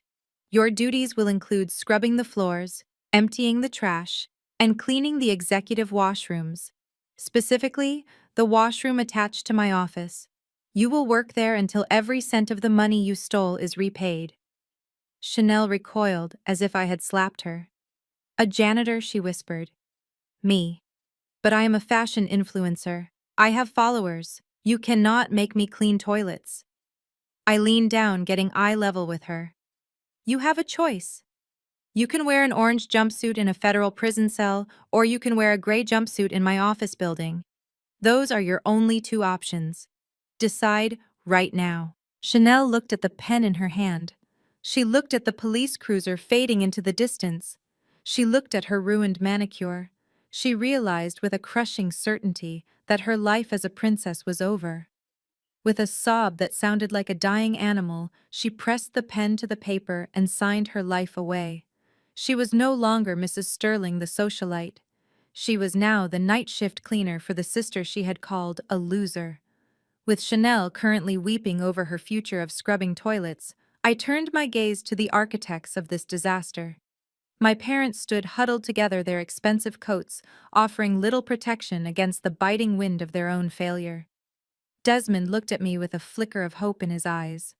He saw his daughter the billionaire, and his mind immediately jumped to the conclusion that he was entitled to a piece of the pie. He adjusted his tie, trying to regain some semblance of the patriarch role he had played so poorly for 30 years. Ebony, he said, his voice trembling but eager.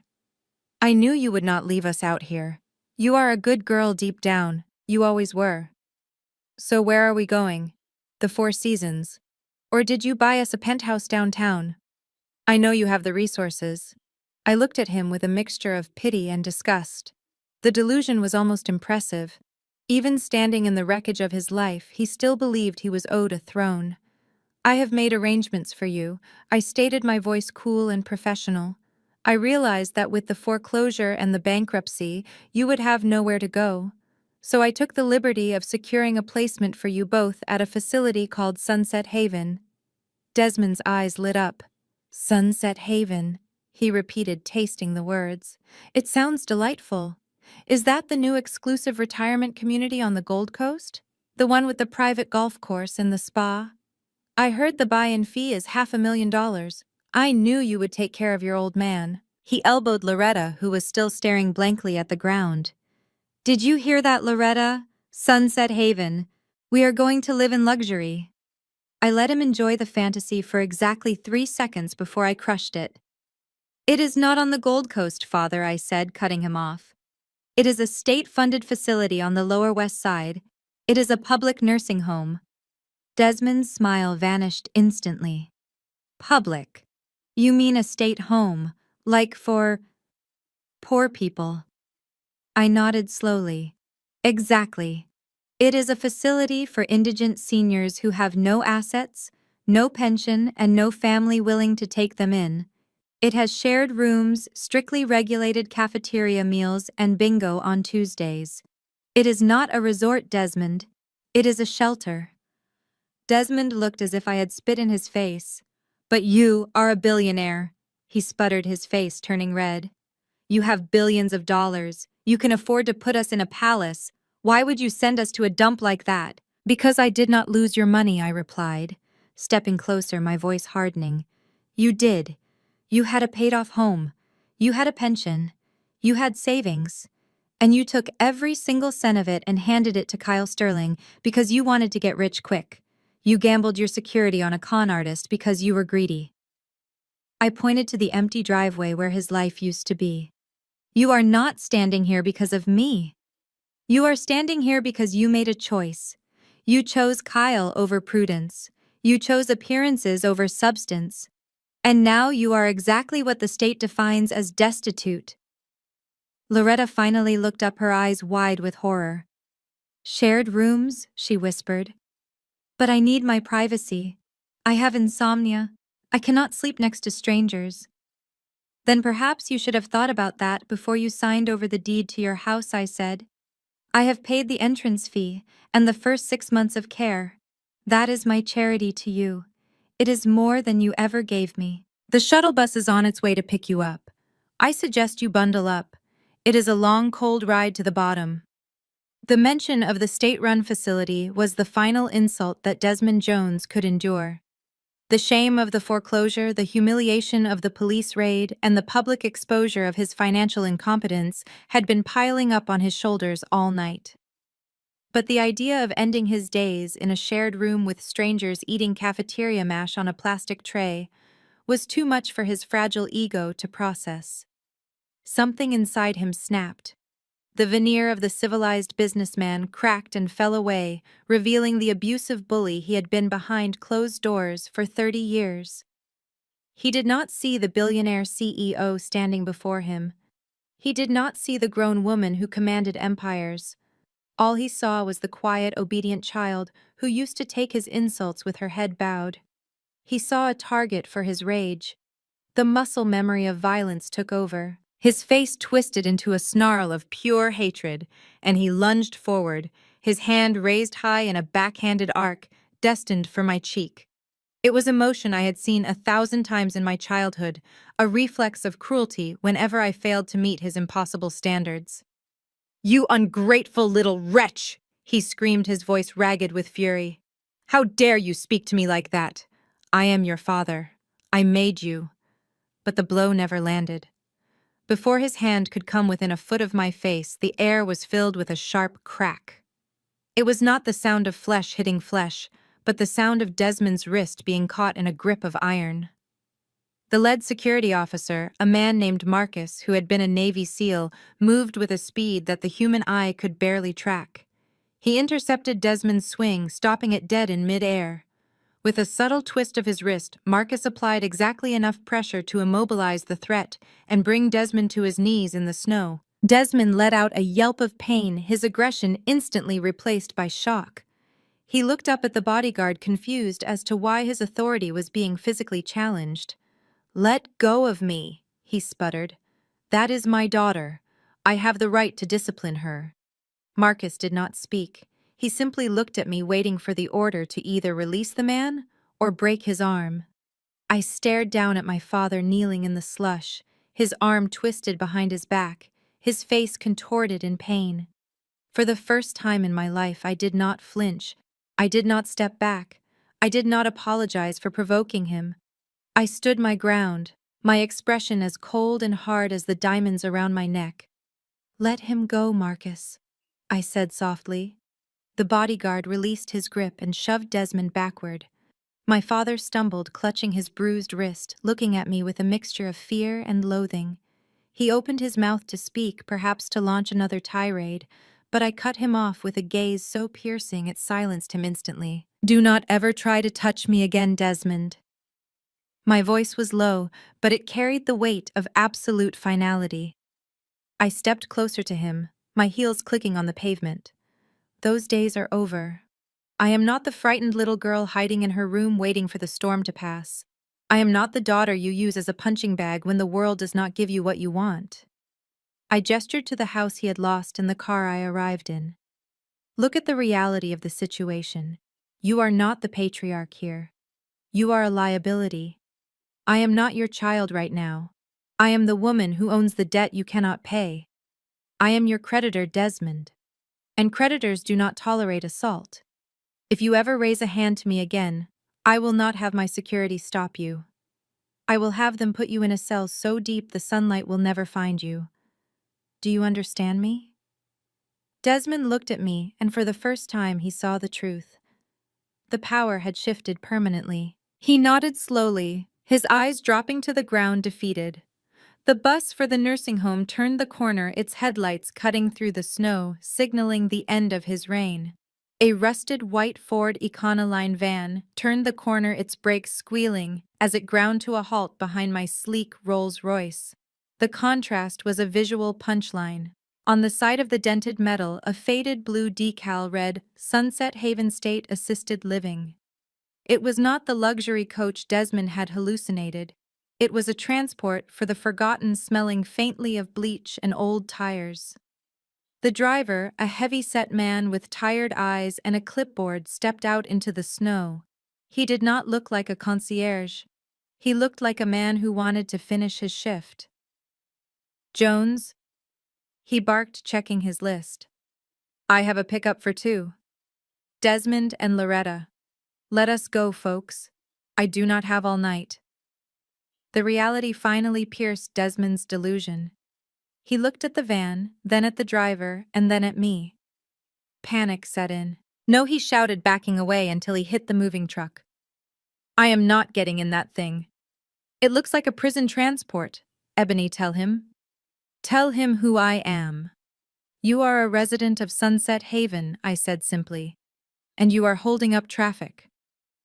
The driver moved forward, his patience non-existent.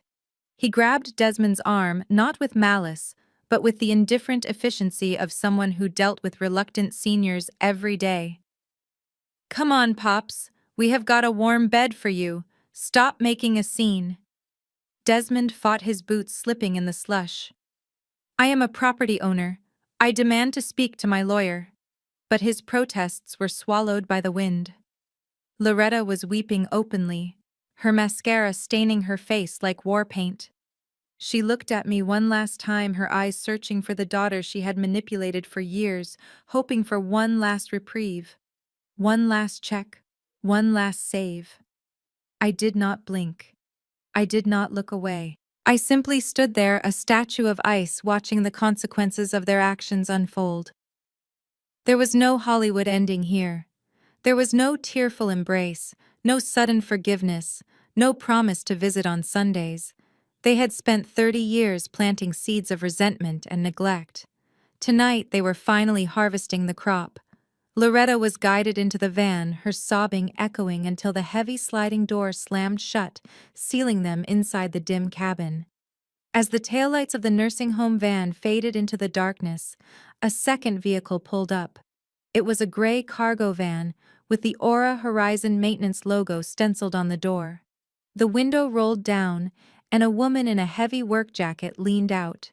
"Chanel Sterling," she called out, checking a tablet. Chanel stepped forward, shivering violently, her ruined dress clinging to her legs. "I am Chanel," she whispered. The woman threw a bundle of gray fabric out the window. It landed in the slush at Chanel's feet. "Put that on. It is your uniform. We are short-staffed tonight, and the executive washrooms on the 40th floor are a disaster. You start in 20 minutes. Get in the back." Chanel looked at the polyester jumpsuit, then at me. She wanted to scream, she wanted to beg, but she saw the look on my face. It was the look of a CEO who had just closed a bad deal. She bent down, picked up the uniform, and climbed into the back of the maintenance van without a word. I stood alone on the sidewalk. The snow was falling harder now, covering the footprints of the family that used to live here. I felt a strange sensation in my chest. It was not sadness. It was not guilt. It was weightlessness. The anchors were gone. I turned around and walked back to my Phantom. The driver opened the door and I slid into the warmth of the leather interior.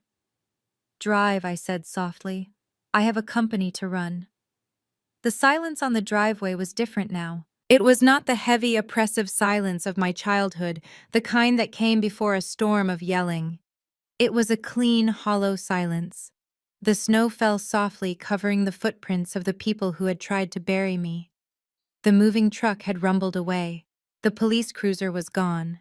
The vans carrying my past to a nursing home and a cleaning shift had disappeared around the corner. I stood alone in front of the peeling white siding of the house that had been my prison for 30 years. It looked small now, insignificant. Just a rotting pile of wood and drywall that had held too much fear and not enough love. A man in a thick wool coat stepped out from the shadows near the sidewalk. He was the project manager for Aura Real Estate, waiting patiently for my command. He looked at the house with a critical eye, noting the sagging porch and the water damage on the eaves. He did not see a home. He saw a tear down. I reached into the pocket of my cashmere coat and pulled out the single brass key. It was the key my father had worn on his belt loop, a symbol of his petty tyranny. He used to dangle it over my head, threatening to lock me out if I was 5 minutes late. Now it sat in my palm, cold and powerless.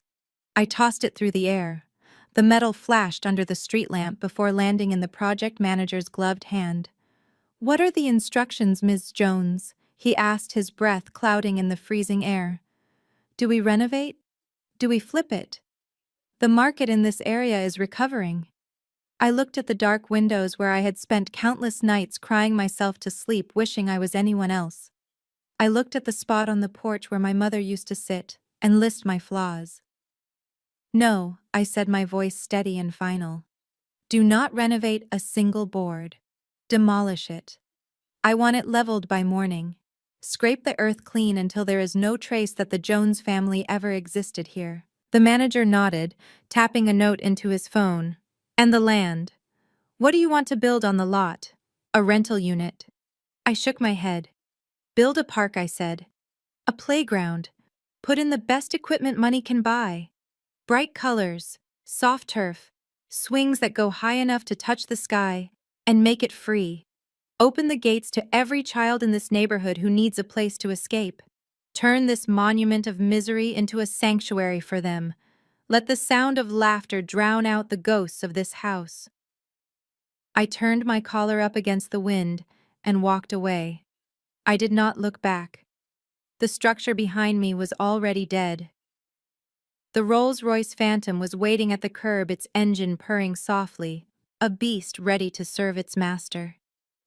My driver opened the rear door and I slid into the warmth of the leather interior, closing the heavy door on the south side forever. Zara, my executive assistant, was waiting inside, reviewing the schedule on her tablet. The soft blue glow of the screen illuminated her face. "It is nearly midnight, Ms. Jones," she said efficiently. "The gala is over. The press releases regarding the acquisition of Sterling and Company have gone out. The transition team is ready for the morning briefing. Where would you like to go now? Home to the penthouse." I sat back, sinking into the plush seat. The city skyline twinkled in the distance, a kingdom that was finally mine. I reached up and slowly removed my dark sunglasses, revealing eyes that were no longer tired or apologetic. They were burning with a cold, victorious fire. I looked at Zara and smiled a smile that promised that justice was far from finished. "No, not home," I said, my voice low and dangerous. "Take us to the federal courthouse. I hear the arraignments start first thing in the morning." I smoothed the fabric of my dress, staring straight ahead at the road to the future. "I want to be there when they walk him in," I whispered.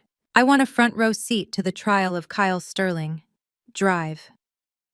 The saga of Ebony Jones serves as a brutal yet beautiful reminder that your value is never determined by how others treat you, but by what you build when no one is watching. While her family focused on the appearance of wealth, flashy cars, designer clothes, and empty titles, Ebony focused on the substance of power, ownership, equity, and leverage. The most critical lesson here is that toxicity often hides behind the mask of family or loyalty, but loyalty without reciprocity is merely exploitation. Ebony's journey teaches us that you are not obligated to set yourself on fire just to keep ungrateful people warm. True freedom comes when you stop seeking validation from those committed to misunderstanding you and start charging them full price for your access. She proves that the most dangerous thing you can do to a hater is to succeed without them. Sometimes the only way to save your future is to bankrupt your past and evict the people who only love you for what you can provide. Success is the best revenge, but peace is the ultimate luxury. Are you holding on to toxic relationships that are weighing down your potential? Share this story if you believe in the power of setting boundaries and building your own empire in silence.